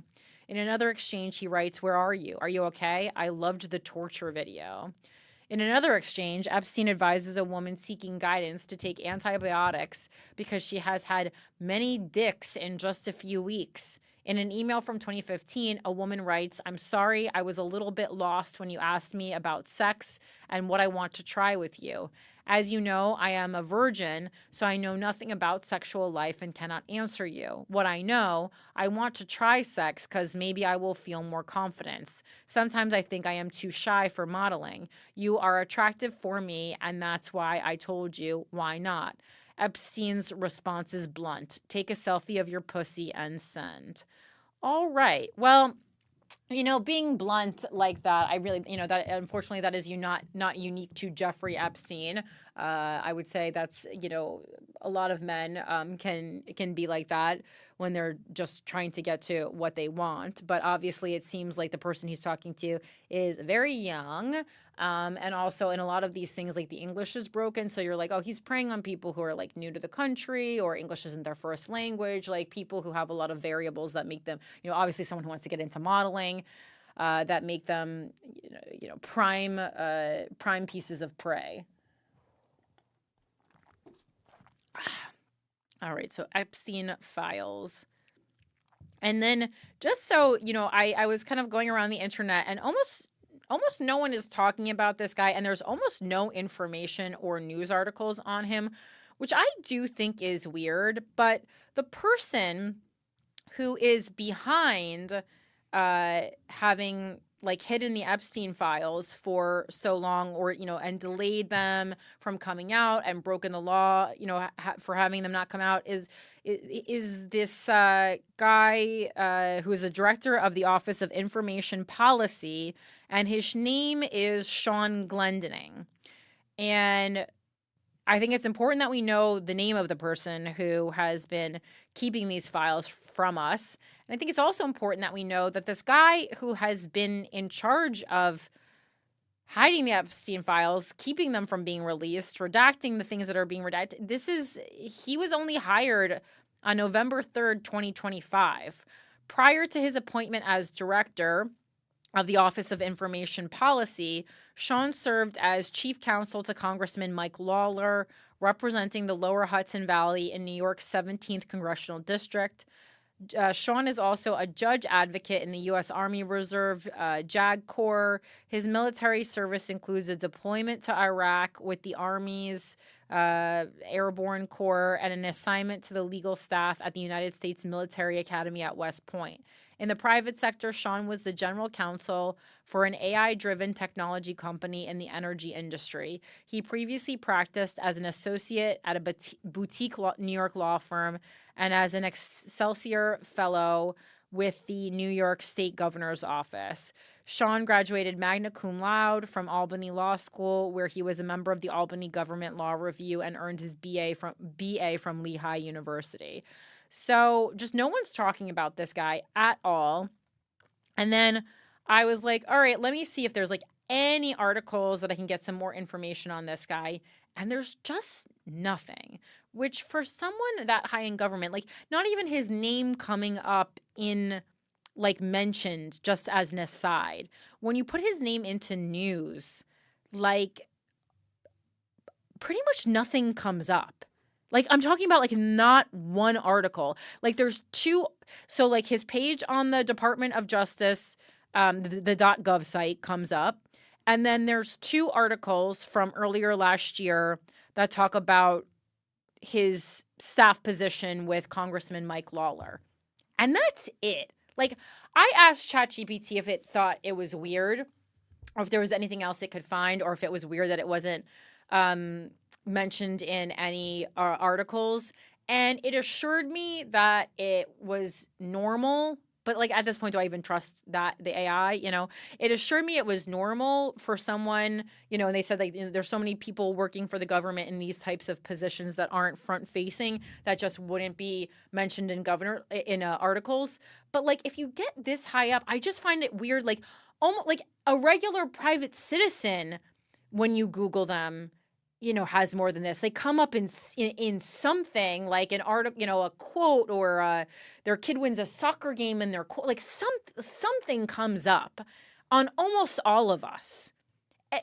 So I don't know. I just find that very weird. It just feels like something was wiped, or just like everything was wiped. I don't know. Again, I don't want to get too conspiracy theory-ish, but I did think that was weird, and I did think that we should all know the name of the person who, was basically hired to do the bidding of the president.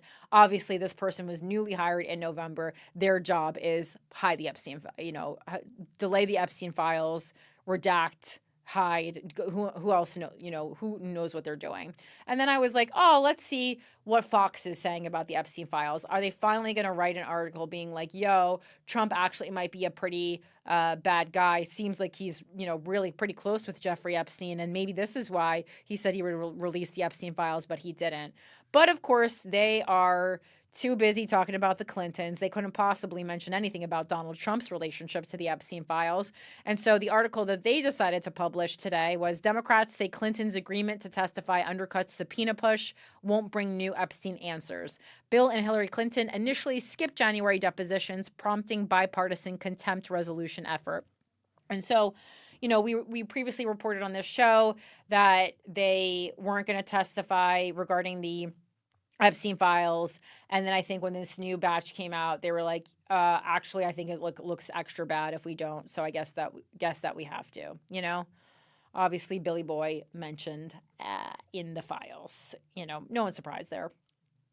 Democrats believe Bill and Hillary Clinton's decision to appear before the House Oversight Committee will put to bed accusations of noncompliance with congressional investigations on Jeffrey Epstein, while strengthening precedents related to subpoena power that Democrats could use down the line.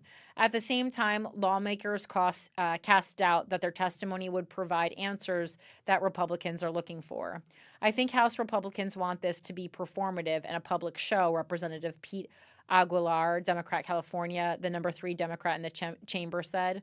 I think it satisfies the subpoena requirements as long as they are indicating that they are willing to answer questions, he added, referring to the congressional request compelling their testimony. Republicans hope to learn more about the relationships Bill and Hillary Clinton may have had with Epstein. Former Secretary of State Hillary Clinton will appear before the House Oversight Committee for a deposition on February 26th, and then Bill Clinton will appear the next day, February 27th.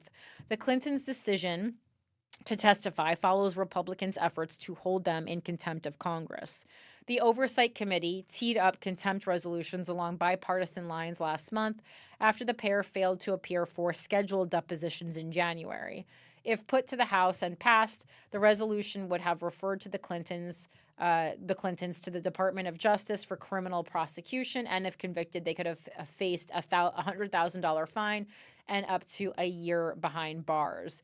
Notably, even a handful of progressive members of the squad joined to support teeing up consideration of the contempt resolution, revealing bipartisan frustrations about their absence. And it goes into a little bit more, but I think that is, Democrats are trying to make it seem like they don't have anything to be worried about, but they look forward to what the Clintons have to say. And that the reason why this is important is because it sets a new standard. It sets a precedent that will follow for anyone, former presidents, their family, their spouses, whoever, depending on investigations that we do in the future. All right.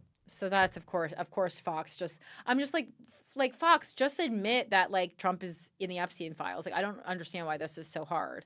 I mean, I'm sure in some article they have to have admitted it, but when you look up Epstein, like sometimes I just like to look up like a particular subject matter on the Fox News website. And so I go to foxnews.com, I go to the search bar, I type in Epstein files, search, and it's like there's just a bunch of articles, and none of it is like, yo, Donald Trump is appearing in there a lot. Like there's an article about an ex-NASCAR driver who sent Jeffrey Epstein a Valentine's Day email with explicit messages.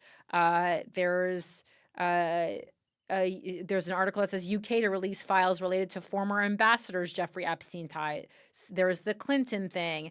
There's something about Brett Ratner. Like there's nothing that's talking about Donald Trump. And I just find that like a little. There's something about Bill Gates. There's something about the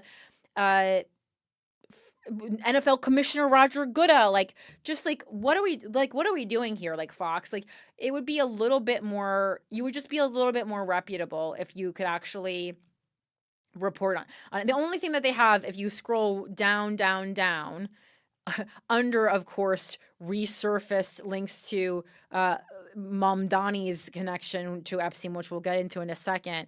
There's a video of Trump saying nobody cared about Epstein while he was alive. So obviously that is some kind of a decoy that he's presenting. Yeah, and then so this article from Fox from February 1st says a photo showing Zoran Mamdani at a high-profile luncheon tied to longtime Jeffrey Epstein associate Peggy Siegel has emerged following the release of newly unsealed Justice Department records that also reference his mother, Mira Nair. And Mira is mentioned, it's Nair, sorry. Mira Nair is mentioned in the Epstein Files. That's 100% true, and we'll get into exactly how she's talked about it in a second. This photo taken November 15th, 2017 shows the now New York City mayor smiling at the Universal Pictures Get Out Peggy Siegel luncheon at Lincoln Ristorante in Manhattan. All of the instances where they're in the same spaces seem to be film related, which makes sense. But again, like, I don't think any of this is super damning. And, you know, Zoran is not in charge of anything, you know, and is not responsible for things his mother does. Certainly not. But this just kind of speaks to my general distrust of people who come from affluent and influential families. Because if you come from an affluent, influential family, as Zoran does, no matter how many times he says that he was living in some $1,500 a month Astoria apartment. Okay, yeah, you're a rich kid who his parents, like, I don't know, were like, why don't you live in an apartment by yourself, and that's all you could afford? Like, so whatever. That's like, you know, again, believe any story that you want to. But I just am trying to be fair, and I've said a lot of good things about Mamdani, and so I don't want to just like not mention this, because I think, you know, that's a tactic that so many news sources use, is that when something negative comes up about something that someone that they like, or someone that they have hope or shows promise, that they just don't talk about that thing. And so that's why I am going to read negative things about Gavin Newsome, and I am going to read negative things about Zoran Mamdani, and I think that, you know, anyone in the public eye is going to have negative things come out about them. But I just did think this was important, since we're going hard on everyone who's mentioned in the Epstein Files, to not just gloss over the fact that the, you know, historic win of this New York City mayor, his, you know, mom is now mentioned in the Epstein Files. But again, it's not super surprising, just because, you know, I think the story of, you know, Zoran that we're trying to learn is that anyone can become mayor.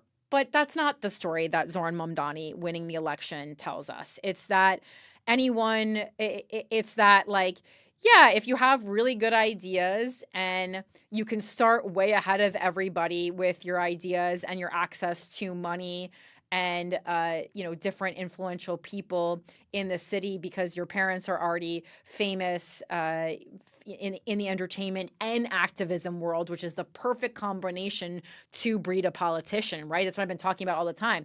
Entertainment plus activism, that's exactly the perfect recipe to create a good, powerful politician like we have seen in Zoran Mamdani.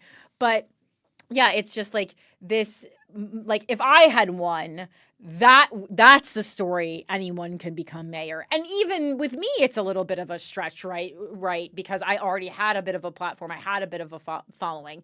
But this story is like, yeah, no, you can position someone who had a head start in life and who knows a lot of people. This person was obviously hand selected by the DSA because he does have a lot of great qualities that will make a good mayor. And again, and I think a lot of people are positioned and developed to be politicians. And I think it's fine if he continues to do a good job like he's doing. But, like, please don't tell yourself the story that this was just like some kid who became mayor, because, as I've said the whole time, it very much is not that story. He is from a very wealthy, I've been to his mom's apartment. It's palatial, okay? That's all I'm saying. And why was and I was like, I don't want to, like, I was at his mom's apartment through something that had to do with film school. That's why I was at the apartment. I was not at the apartment for an Epstein party. She wasn't even at the apartment when I was at the apartment. I'm friends with another family member. And again, I don't want to throw that person under the bus, because that person has nothing to do with any of this. He's a working artist and has nothing to do with politics or the Epstein Files or anything. So then, just to connect this a little bit to municipal politics, you know, there was a bunch of kind of pictures of Zoran going around because of the Epstein Files. And it's unclear. I'm pretty sure that one of him with a baby. I can't get it straight if that was AI or Photoshop or not. I can't tell. Like some sources are saying it is, but then there was like real news sources reporting on it like it wasn't. I kind of think it doesn't matter because Zoran's a fucking baby in that picture. But I am going to grab my phone and go over Mira Nair's mentions in the Epstein Files. One sec. Don't say anything crazy, AJ.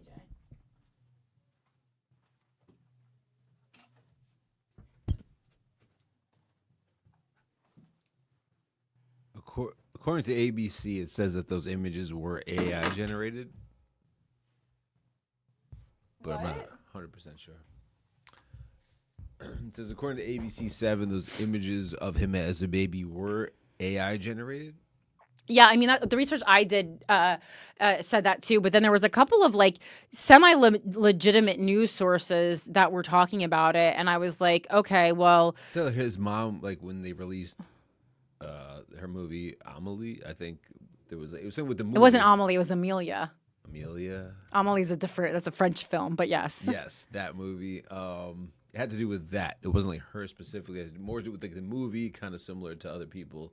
Like there's pop culture things that pop up in these emails. I'm not sure if that's incriminating or not, but right. So it says, so the quick the look I had into it said that it says that what the Epstein files actually show is that an email in the release documents references Mira Nair attending a 2009 after party hosted by Ghislaine Maxwell. Following a screening of her film Amelia, her name appears in the email as one of the attendees. And listen, just that right there, just because you go to a party hosted by a bad person, like I have definitely been in rooms with people who are bad. I've been at parties where Louis C.K. was there, not hosted by him, but he like shows up. I didn't even know he was coming, So like if it then were to show up that I was like in some photo with him, I'm not in any posed photos with him, but like I could be like in the background of a photo. I did pet his dog, I think, but it's not his dog's fault that he is who he is. It says this mention is purely social. There's no allegation of criminal activity against her or suggestion that she was part of Epstein's trafficking network. The viral images and social posts that claim to show Nair with Jeffrey Epstein are AI-generated fabrications, not genuine photos from the files. And let's see. okay. Regardless of the baby picture, could that just be throwing everybody off that this other stuff is real? What stuff is real? That his mom was at an actual party. No, I think that's 100% true that she was at a party. But I'm saying it's like just because you were at one party that this like very rich, prominent person in New York City threw, I don't know that necessarily is damning. But what I will say is damning. No, there was comics and stuff that were mentioned that. It just like also juice press. I don't know. All these things are mentioned, but it doesn't mean anything. Like you're just in the emails in some capacity. But what I will say is damning is that Jeffrey Epstein was first publicly accused of sexual abuse of minors in 2005.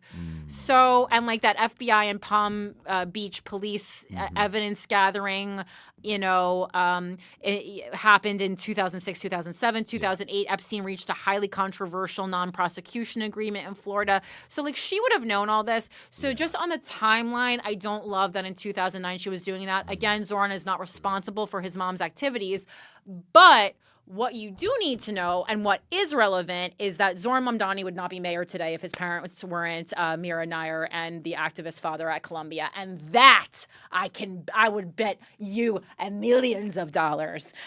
I can't prove it. I mean, I probably could prove it, but it would take I'd have to do like biography level research, of his friends, his family members but my point is, it's like, no, he is certainly not responsible for his actions. But when people's success comes from their position in life and their affluence, and their position in life and their affluence, and the circles that they run in, the circles that Zoran's family runs in have certainly helped him get to where he is today, but by the same token, seemingly have also really harmed a lot of people.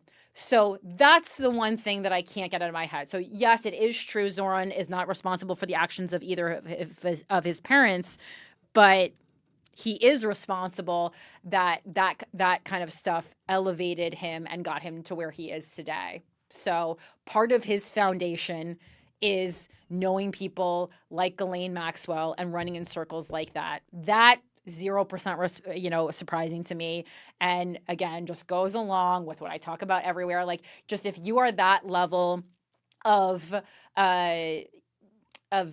if there's a certain like level that you get to as a New Yorker or as a famous person or as an affluent person, and his family had long before reached that. So it's just not this Cinderella story that you think it is, which is fine. Like I think we can do that in the future, but it's going to take a lot more work. And that's certainly like, the DSA is smart. They're positioning people who they think can win, who have that polish.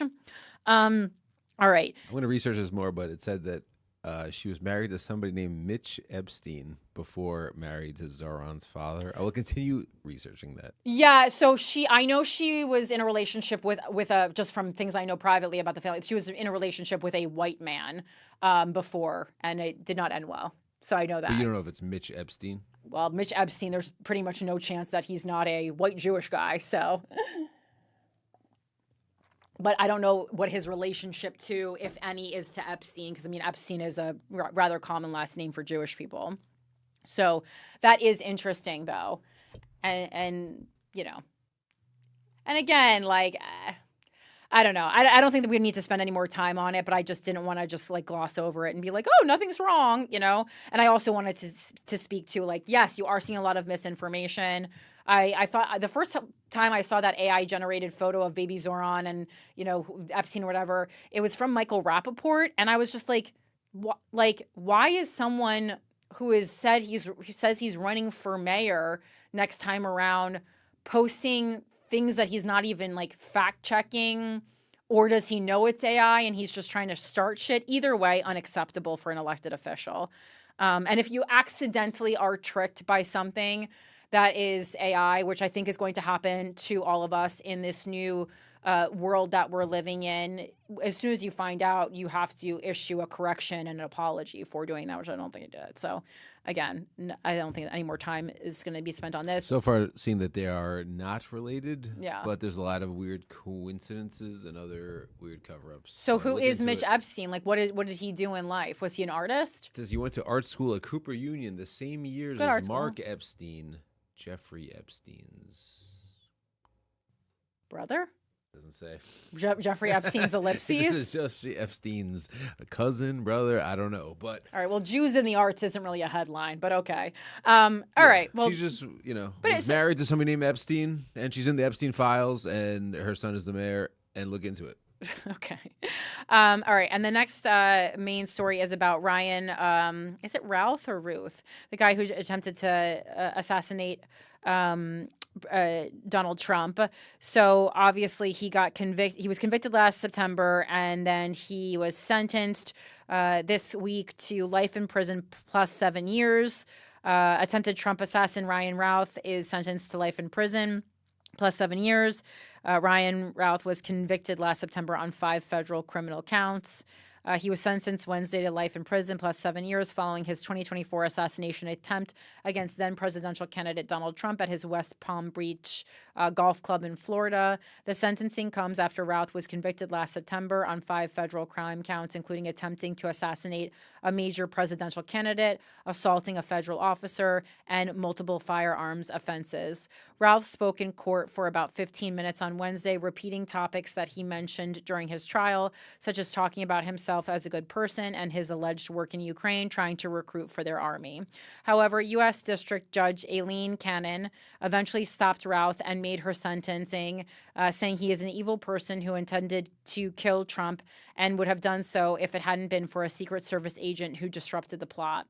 Prosecutors pushed for the 59-year-old to get a life sentence, while Routh's Attorney Martin Routh asked the judge for 20 years in prison on top of a 7-year mandatory sentence for one of the gun convictions. Routh said Wednesday that Routh stands by his plea of not guilty and that Routh has objected to any claim that he attempted to murder anyone. This would have been an easy kill, and the kill would have happened without Secret Service agent Furcano. Assistant U.S. Attorney John Shipley later said this was intended to be a cold-blooded, concealed kill to make sure the American people didn't even have the chance to vote for Trump. Roth argued that it would have taken less than an instant for Routh to pull the trigger, but the defendant did not, and at the moment of truth, he did not fire. The judge pushed back, noting Routh's history of arrests, to which Roth said, he's a complex person, I'll give the court that, but he has a very good core. That sounds like me trying to explain ex-boyfriends. Routh then read from a statement during which he said all he ever tried to do was be a good American and asked to be exchanged for a long list of political prisoners around the world. About 7 to 8 minutes into his statement, Judge Cannon stopped him and asked him in an exasperated tone how much longer he had. Routh said that he had about 20 pages timed out to be about 20 minutes. I never drank, never smoked, never did drugs. Routh said at one point, I gave every ounce of myself to make America a better place. Cannon eventually cut him off. It's clear to me that the guideline of life imprisonment and the minimal mandatory sentencing is in order, she said. Your plot to kill was deliberate and evil, she added. You are not a peaceful man, and your criminal history shows it. She then issued his sentence, life without parole, plus 7 years on a gun charge. His sentences for his other crimes will run concurrently. Routh was clean-shaven on Wednesday, wore a tan prison jumpsuit, and had longer hair than he did during his trial in September. Routh at times fidgeted with the shackles he had on his wrists. At the end of the hearing, Routh whispered, "Good job," to Roth. As he was escorted out, Roth turned toward the gallery and winked and blew a kiss. Routh's sentencing in Fort Pierce, Florida, had initially been scheduled for December, but Cannon agreed to move the date back after Routh decided to use an attorney during the sentencing phase instead of representing himself, as he did for most of the trial, which we went over on this show. Bad ideas. If you represent yourself, you're going to prison for life or you're getting the chair. Prosecutors said Routh spent weeks plotting to kill Trump before aiming a rifle through shrubbery as the then Republican presidential candidate played golf on September 15th, 2024, at his West Palm Beach, Florida county club. At Routh's trial, a Secret Service agent helping protect Trump on the golf course testified that he spotted Routh before Trump came into view. Routh aimed his rifle at the agent, who opened fire, causing Routh to drop his weapon and run away without firing a shot. So that's all wrapped up. Probably going to be in prison for life, it seems. I think if you try to assassinate, or a former president or a sitting president, you're probably just not going to get off of that. Also, when we're talking about assassinations, there's the trial for Charlie Kirk's, accused assassin is happening right now in Utah, I believe, and CNN just released something a couple days ago, and many outlets have now picked this up, that a prosecutor's 18-year-old child was there when Charlie Kirk was shot. Is that a conflict of interest? So the 22-year-old man charged with the murder of conservative political activist Charlie Kirk is due back in court this week in Utah in his bid to get the prosecutor's office tossed from the case.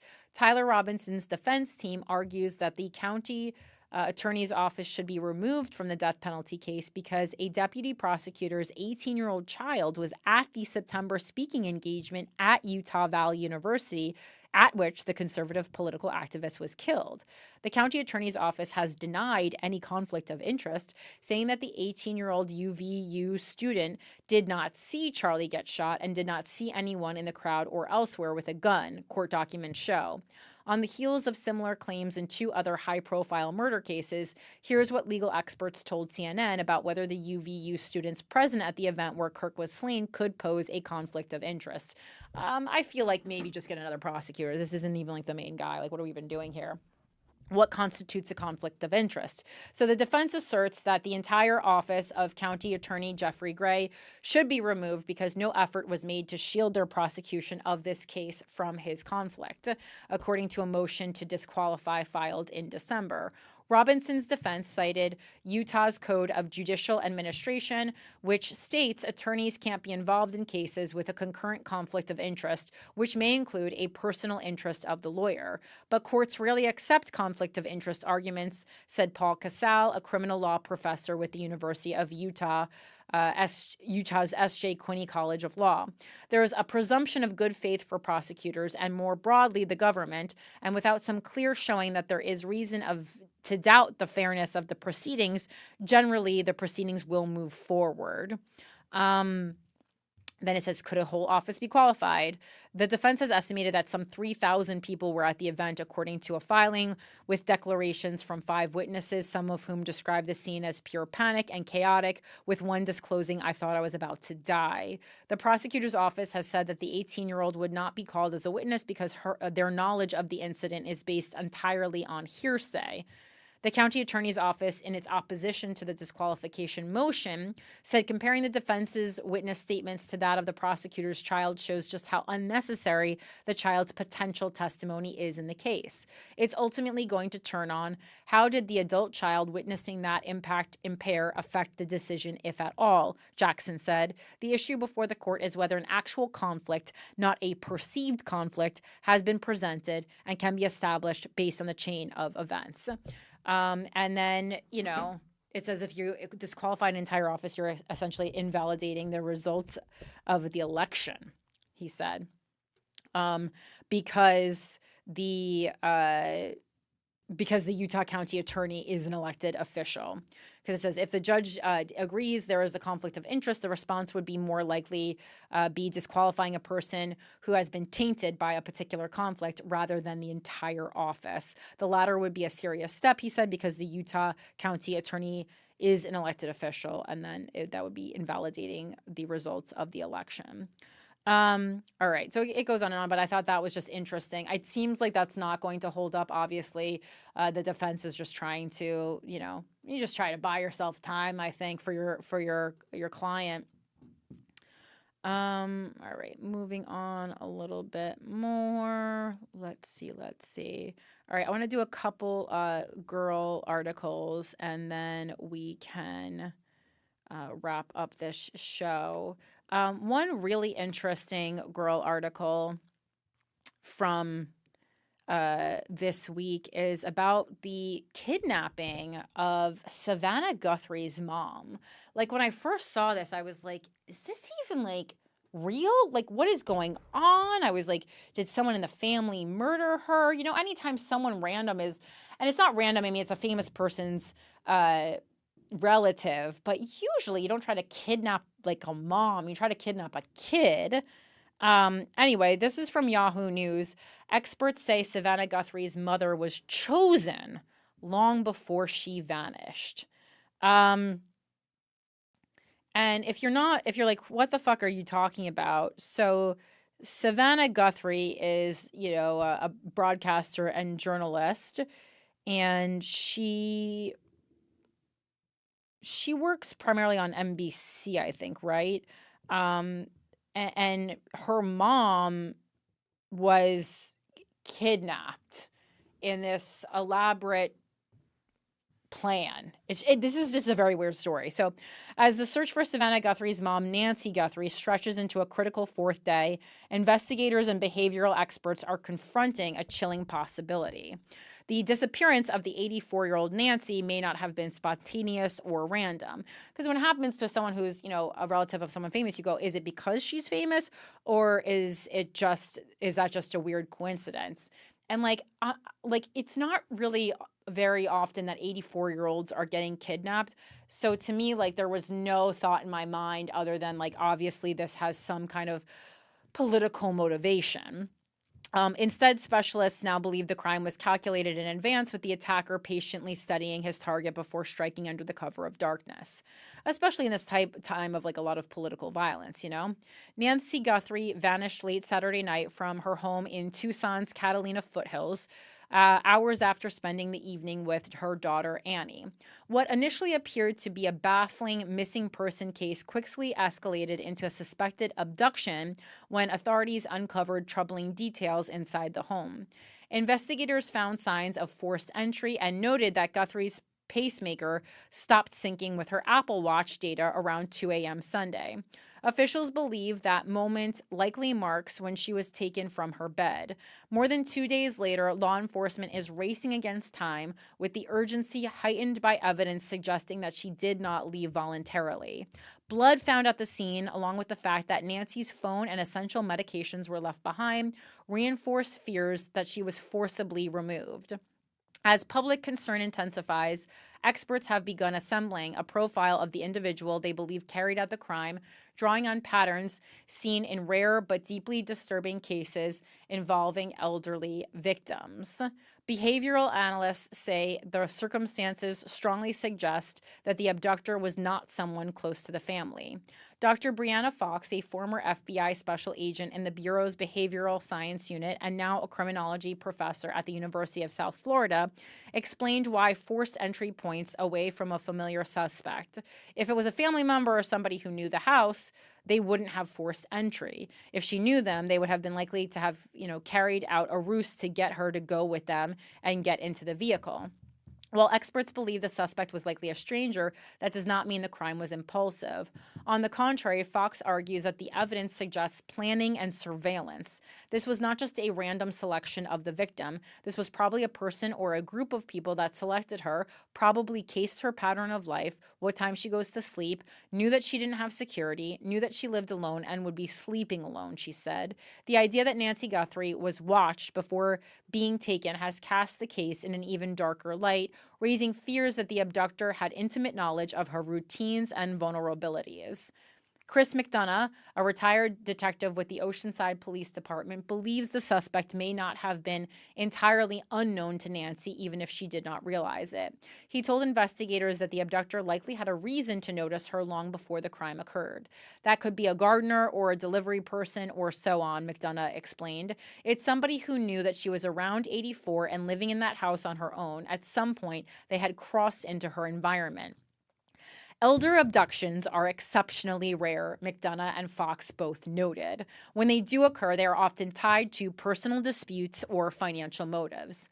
Nancy's case does not neatly fit either category, making it especially troubling. Nancy Guthrie lived in a $1 million home in an affluent neighborhood. Her daughter, Savannah, earns an estimated $7 million annually as one of the most recognizable faces on morning television. While Pima County, and isn't that weird, guys? Like, we've literally never talked about Pima County before. And then in the past, couple of weeks, Pima County comes up because there's an ICE incident there. And now there's an abduction there, big week big month for Pima. While Pima County Sheriff Chris Nanos, and I guess it's also I know Pima's on my radar now, so I guess if we had previously mentioned Pima, I just may have not have jumped out to me. Obviously, I do want to point to that. While Pima County Sheriff Chris Nanos, but these are kind of big stories, has said he does not believe Nancy was targeted because of her daughter's fame or wealth, the possibility of financial motivation has not been ruled out entirely. Sheriff Nanos declined to confirm whether a ransom demand has been made, though authorities later acknowledged that they were aware of a note sent to TMZ demanding millions in Bitcoin. Its authenticity remains unclear. Dr. Fox explained that traditional ransom schemes are increasingly uncommon due to modern surveillance technology. They rarely work, she said, noting that cameras, electronic monitoring, and cell phone data make such crimes difficult to execute. It is incredibly hard to pull it off these days. Instead, Fox suggested that a financially motivated attacker might attempt to gain remote access to bank accounts, pensions, or retirement funds, possibly transferring money to cryptocurrency to avoid detection. If money was not the driving force, Fox warned of a far more disturbing alternative, that the motivation is purely for violence and thrill-seeking, she said, adding that Nancy Guthrie fit several high-risk factors, including advanced age, limited mobility, living alone, residing in a wealthy area, and lacking visible home security. Fox said that based on the evidence, investigators are likely searching for a male between the ages of 30 and 45 who has a criminal record, is sophisticated enough to know what law enforcement is going to be looking for, and has committed a series of escalating types of crimes. She added bluntly, "This doesn't strike me as someone on their first attempt." While authorities have not identified a person of interest, the search itself presents daunting challenges. Investigators are canvassing nearby neighborhoods, reviewing surveillance footage, and eliminating registered sex offenders in the area. Art Del Cueto, a veteran U.S. Customs and Border Protection officer who lives minutes from Nancy Guthrie's home, cautioned that geography may be one of the case's biggest obstacles. Drawing on decades of experience in search and rescue and tracking operations, he described the surrounding landscape as brutally unforgiving. The area is filled with dense desert vegetation where mesquite and brush create natural cover between homes and roadways. According to Del Cueto, this terrain can easily defeat even modern security cameras, concealing both people and vehicles from view. Living near the southern U.S. border also complicates matters. We're on the southern border, you're dealing with international crime all the time, and there are just too many variables to rule anything out, Del Cueto said. He suggested investigators may be withholding details to avoid spooking a suspect, noting if somebody gets spooked, they can make it into Mexico in under an hour and a half. That's why authorities may not be sharing everything they know. As the hours pass, the sense of urgency continues to mount. For Savannah Guthrie and her family, the hope remains that understanding how and why Nancy was chosen could lead investigators to the person responsible and bring her home safely. I mean, I think, what is it? Like, basically when someone's been missing for more than 48 hours, very little chance that they're alive, right? Pretty bad.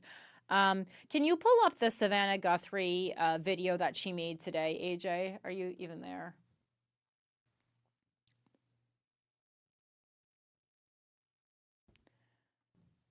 Just like, I think I know she released a video today. I can hear you talking to me. Savannah Guthrie video with siblings. If you do Savannah Guthrie video with siblings, it'll come right up on like multiple. I don't think I have one on the sheet. Oh my God, AJ. Savannah Guthrie video with siblings. Google it and choose any of the videos. Like, it's about 4 minutes. And it's them, and it's her and two other people in front of a white, like, brick background.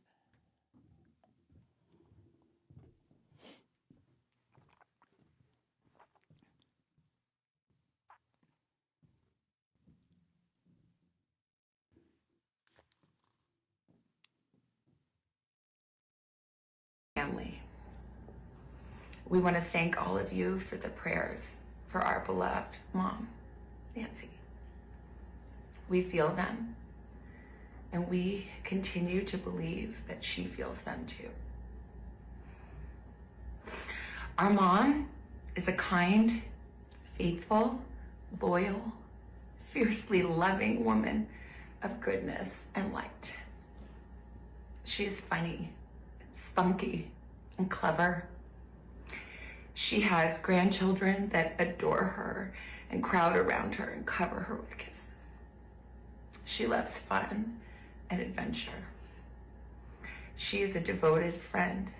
She is full of kindness and knowledge. Talk to her and you'll see. The light is missing from our lives. Nancy is our mother. We are her children.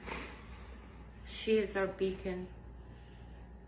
She holds fast. Can you fast? I was trying to do a live reaction, but can you fast forward to if there's like an ask? The reports about a ransom letter in the media. As a family, we are doing everything that we can. We are ready to talk. However, we live in a world where voices and images are easily manipulated. We need to know, without a doubt, that she is alive and that you have her. We want to hear from you, and we are ready to listen. Please reach out to us. Mommy, if you are hearing this, you are a strong woman. You are God's precious daughter, Nancy. We believe and know that even in this valley, He is with you. Everyone is looking for you, Mommy, everywhere. We will not rest. Your children will not rest until we are together again. We speak to you every moment, and we pray without ceasing, and we rejoice in advance for the day that we hold you in our arms again. We love you, Mom. Love you, Mom. We love you, Mom. Stay strong. We love you, Mom. We love Okay, I mean, I don't like to give people notes on the video that they make when their mom has been kidnapped, but I'm going to. Are you accusing them? No, I'm not accusing them, but just like what, like, first of all, Savannah, you're in the entertainment business. Speed it up. I understand like you can't put out something too jovial because then you'll get criticized for that. But like, why? First of all, why is it 4.5 minutes? Second of all, let's get right to the point. We don't need a bio about the mom. I understand they're trying to like convey, you know, what type of a person she is. People always like to say if they're, you know, they have any relationship to children because that makes life more valuable apparently. And if you have no relationship to children, then it's just fine if you're kidnapped and murdered. We all know that. But what is going on? I mean, you should have got right to the point. You know, if I'm the kidnapper, I'm like, tick-tock here, get to the part about the ransom note. What is going on here? Well, it was a ransom note that was sent to TMZ apparently, but they're saying like they need to know that that is actually from them before they start talking about money or something or making some kind of a deal.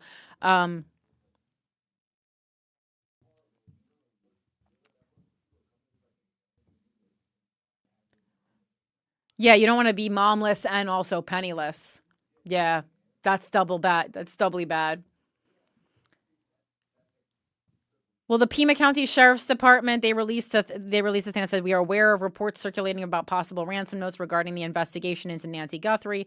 We are taking all tips and leads very seriously. Anything that comes in goes directly to our detectives who are coordinating with the FBI. We encourage anyone who may have any information or tips to share them via this QR code. Also, I got to be honest, also really bad time for your 84-year-old mom to get kidnapped. You know, when ICE is taking over in this, there's a lot of news in this news cycle. And like, if your mom's going to get kidnapped, you want it to be during a Biden administration, not during a Trump administration. So that sucks. But I just thought it was a really, really crazy story. And I'm really interested to know or find out like what the motive is. Savannah Guthrie, you know, is very well known and is someone who I could definitely see someone getting like enamored with her and having like some weird crush on her. And it seems like she did, you know, post about her mom. So someone would have been able to know that this is their mom. Obviously, they share the same last name. All right. Let's see. Trying to wrap up a little bit here.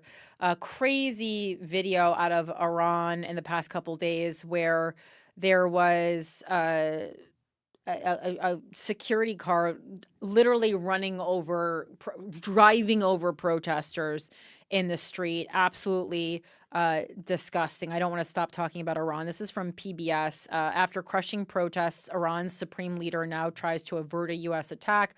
Iran's supreme leader, Ayatollah Ali Khamenei, crushed the protests that swept across the country last month, but only by unleashing the bloodiest crackdown of his nearly 4 decades in power. Now with an American flotilla nearby, the 86-year-old Khamenei is trying to, and who says you can't govern into your old age, is trying to avert a potential U.S. attack. He has warned that if U.S. President Donald Trump strikes, a regional war will ensue. At the same time, he is allowing Iran to enter negotiations with the U.S. over its nuclear program, reversing his previous rejection of talks. The ferocious suppression of the protests is a sign of how deep a threat Khamenei and Iran's leadership see in the widespread popular anger. Years of sanctions, economic mismanagement, and corruption have gutted Iran's economy, hitting its once large middle class hard. Chants of death to Khamenei during January's protests underscored how economic woes have turned to resentment of clerical rule. Popular discontent is not the only strain on the theocratic system that Khamenei heeds. Israeli and U.S. bombardment during last summer's 12-day war heavily damaged Iran's nuclear program, missile systems, and military capabilities. And Iran's network of regional proxies that include Hamas in Gaza and Hezbollah in Lebanon, dubbed the Axis of Resistance, has crumbled in recent years, setting back its ability to wield influence across the Middle East. Still, Iran's domestic crackdown displayed the iron grip that Khamenei and his Revolutionary Guard are capable of imposing. Thousands were killed, tens of thousands were arrested, and the internet was shut down, largely cutting off Iranians from communicating with the outside world for weeks.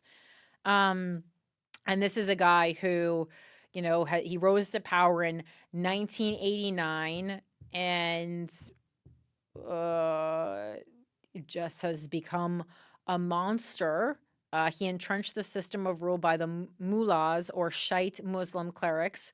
Under the Islamic Republic, clerics stand at the top of the hierarchy, drawing the lines to which the civilian government, the military, and intelligence and security establishment must submit. And it's really interesting to see something, you know, like this in Iran, where there is, you know, such a lack of separation between church and state, I will say, and to kind of see that happening more and more in America and like what it can turn into. And you know, certainly I think the most dangerous type of, you know, powerful person is someone who thinks they were sent from God or Allah or whatever to inflict the horror that they inflict. This, you know, recent crackdown has been his deadliest yet. The latest bloodshed has eclipsed the past unrest. The demonstrations began in late December in Tehran's traditional bazaar after the real currency plunged to a record low of 1.42 million to the US dollar. They quickly spread to cities across Iran. Khamenei declared that rioters must be put in their place, giving a green light for a crackdown. When hundreds of thousands took to the streets on January 8th and 9th, protesters who are veterans of past demonstrations said that they were stunned by the firepower unleashed, with security forces firing on crowds. Activists say that they have so far documented, I know this number has been changing week to week for us, but more than 6,700 killed, and are working to verify potentially thousands more. The government has put the toll far lower at 3,117, still higher than past crackdowns. In the past, authorities have sought to diffuse public anger by easing enforcements of some of the Islamic Republic's social restrictions or acknowledging economic woes, but so far Khamenei has only toughened his rhetoric, referring to the protests as a coup.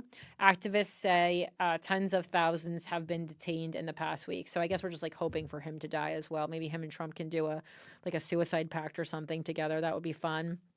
And the last thing I wanted to talk about is more election nonsense. Again, we just really have to keep an eye on this. As far as voter suppression, changing of maps, obtaining voter rolls, all this nonsense happening before the midterms. This is from the New York Times. Supreme Court clears way for California voting map. So the state's Republican Party had asked the justices to step in and block the new congressional maps, which give an advantage to Democrats before, you guessed it, midterms. This is by Abby Van Sickle. The Supreme Court on Wednesday cleared the way today for California to use a new congressional map designed to help Democrats for the midterm elections. The justices rejected an emergency request by the California Republican Party to override a federal court and block the map before the November vote. The decision is a victory for Democrats, and we do need one, who had devised the plan after President Trump pushed Republican-led states to redraw their maps to help the GOP pick up seats in the election. The unsigned order did not include a vote count or the court's reasoning, which is typical in such emergency decisions. Donald Trump said he was entitled to 5 more congressional seats in Texas. Governor Gavin Newsome of California said in a statement on Wednesday, he started this redistricting war. He lost and he'll lose again in November. Big words from big boy Gavin Newsome. The dispute is the latest challenge to a state congressional map to come before the justices in recent months. In December, the Supreme Court cleared the way for Texas to use its new congressional voting map for the midterm elections. Texas Republican leaders had asked the court to weigh in after a divided panel of federal judges had temporarily blocked the map, which was designed to help the GOP potentially pick up seats. In a concurring opinion in the Texas case, Justice Samuel A. Alito Jr. nodded to efforts to gain a partisan advantage by both parties before the midterms, writing that it was indisputable that the impetus for the adoption of the Texas map, like the map subsequently adopted in California, was partisan advantage pure and simple. Courts have said it is legal to gerrymander based on party politics as opposed to race. An attorney for the California Republican Party said that the party will continue to fight its underlying case in the lower court, even though it did not win the emergency injunction it sought to block the new map this year. The federal district court applied a standard that would permit any state to use a racially gerrymandered election district map if the voters approved the map without knowing what their officials had done, according to a statement from Michael Colombo, an attorney representing the California Republican Party. This is a novel interpretation of the law, which we believe is incorrect and dangerous. The fight over redistricting began in the summer when Mr. Trump pushed Governor Greg Abbott of Texas to redraw the state's congressional districts to add Republican seats in hopes of maintaining control of the House of Representatives. California lawmakers quickly responded with a redistricting effort of their own. In August, Gavin Newsom signed 2 redistricting bills and declared a special election to ask the state's voters to approve the new voting map, which could help Democrats flip 5 seats and bolster 4 swing seats with more Democratic-leaning voters. Hours after the state's voters overwhelmingly approved the plan in November, leaders of the California Republican Party sued. A divided 3-judge panel in federal court in Los Angeles upheld the map. A district judge, Josephine Staten, writing for the majority, said that the evidence showed that the state's new map was exactly what it was billed as, a political gerrymander designed to flip 5 Republican-held seats to the Democrats. The California Republican Party quickly appealed to the Supreme Court. In a brief to the justices, the challengers argued that under the guise of partisan line drawing, California expressly used race in drawing up its map, a pernicious and unconstitutional action. Lawyers for the Trump administration weighed in with a brief supporting the state Republican Party. Solicitor General D. John Sauer asserted that the justices should treat California's map as different from the Texas map because California's map was tainted by an unconstitutional racial gerrymander. Mr. Sauer argued that the state's new district boundaries had been drawn to bolster Latino voters. In response, like you see, we're all just chess pieces in this game, you know? In response to the emergency application, Mr. Newsome and Secretary of State Shirley Weber, both Democrats, denied that the map had been drawn to give an advantage to Latinos. They pointed out that the number of Latino majority districts in the state remained unchanged under the new map. The state leaders said in their brief that it would be strange for California to redistrict to help Latino voters and then adopt a map with the same number of majority Latino districts. They urged the justices not to block the state's map on a hurried timetable with limited briefing, where the requested relief would nullify the choice of millions of voters and displace state election laws in the middle of an active primary campaign. The order served as a reminder that the justices have yet to rule on a broader challenge to how states draw legislative districts. Earlier in the term, they heard argument in a major challenge to Louisiana's voting map, weighing whether lawmakers' use of race as a factor in drafting the state's congressional map violated the Constitution. Through their lawyers, the plaintiffs in that case, a group of white Louisiana voters who had challenged the map, weighed in with a brief to ask the justices to temporarily block the California map. They claimed that it, too, was an illegal racial gerrymander and urged the court to act even with an election looming. So again, I think we're seeing a lot of fighting over this, a lot of fighting over, congressional maps or state maps, a lot of fighting over, again, like everything having to do with midterms. Each party is going to do absolutely whatever they can to make sure the midterms come out in their favor. Obviously, the Trump administration will probably do some illegal things, and that'll be super fun for everybody. Meanwhile, the New York Post is busy reporting that Gavin Newsome had this $236 million program for California's mentally ill population that apparently has helped just 22 people in 4 years. So, but again, they're going to be coming for Gavin Newsome and anyone that they think is going to be running for president this next time around. And it's just like, conservative news sources constantly attack Democratic politicians no matter what they do, and vice versa. And that's just the way it is. I've been laughing at some of the things that people have been posting about Zoran Mamdani, like real reaches, But this is Newsome's CARE Court was built, and it's capital CARE. Court was built as a completely new paradigm to get the mentally ill off the streets and into treatment, with up to 12,000 people expected to benefit. But apparently only 22 people have been sent to treatment over the past 4 years, after a state analysis found that up to 50,000 people could be eligible for the program. The 22 court-ordered cases were among roughly 3,000 petitions filed statewide as of October. Of those, only 706 were approved, including 684 voluntary agreements that never intended to meet the program's goal, according to the Daily Mail. Newsome has denied this report. CARE Court has helped thousands of Californians into care to recover, not 22, even under the most narrow definition, court-ordered treatment plans, which is one of many treatment outcomes. The number is 600 plus and growing, his press team tweeted. And I'm sure there's different ways to look at this numbers. It's maybe like 600 were approved and only 22 actually went through the program so far. I'm guessing it's something like that, where each side can make it look like the story that they want to tell. Critics say it has become a costly bureaucratic maze that leaves families frustrated and desperate. Rhonda DePlazes, 62, of Concord, believed CARE Court would finally force life-saving treatment on her schizophrenic son after decades of repeated arrests and near starvation on the streets.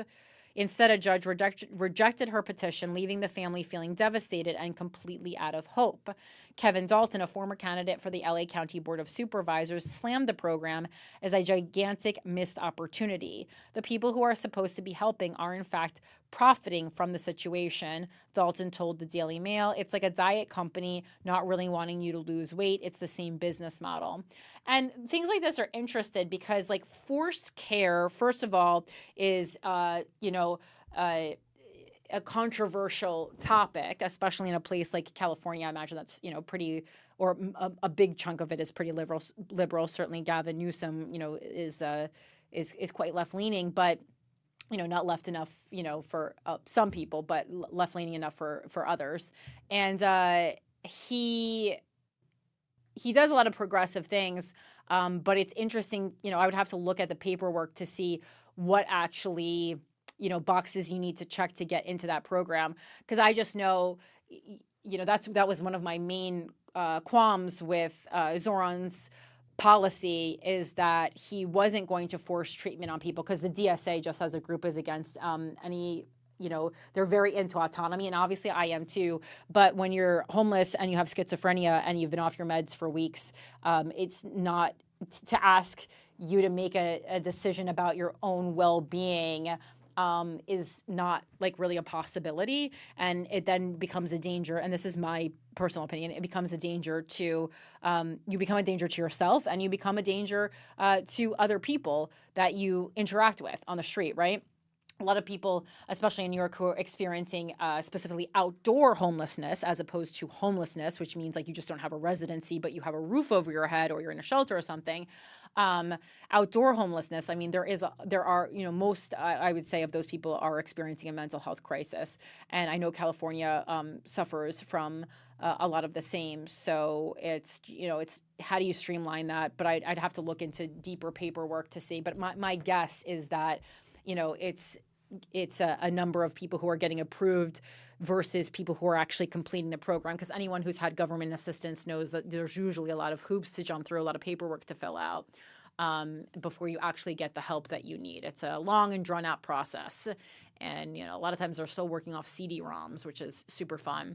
So that's our show for today. Thank you so much for joining us. Thank you so much for being an active citizen. If you want to join the Patreon, it's patreon.com/withoutacountry. Make sure you're following me on all social media at philanthropygal. Make sure you're subscribed to this YouTube, youtube.com/withoutacountry. And again, if you want to be on the Patreon, it's patreon.com/withoutacountry to support the show. And of course, Tucson, Arizona, I hope to see you on February 21st at Club Congress for the benefit pageant to the people to benefit the Pima County Democratic Party as we help push them through the midterms successfully, because there's going to be a lot of bullshit and they're going to need a lot of money to deal with that bullshit. And I guess maybe we could look for Nancy Guthrie while we're there too. That's really kind of freaking me out. But anyway, that's our show. AJ, is there anything that you need to promote? Their mic's off now. The one time that we need it on. It's off. Unbelievable. All right. You can follow me at AJ Giro Comedy on Instagram. Check out my podcast, No Friggin' Way. And that's about it. Thank you. Okay, awesome. Guys, thank you so much. Remember, the truth is out there. And if you ordered hats, if hats were in your merch order, they have all been shipped out. So they should be at your doorstep or in your mailroom or wherever you retrieve your mailbox soon. Thanks for supporting the show. Peace. Bye.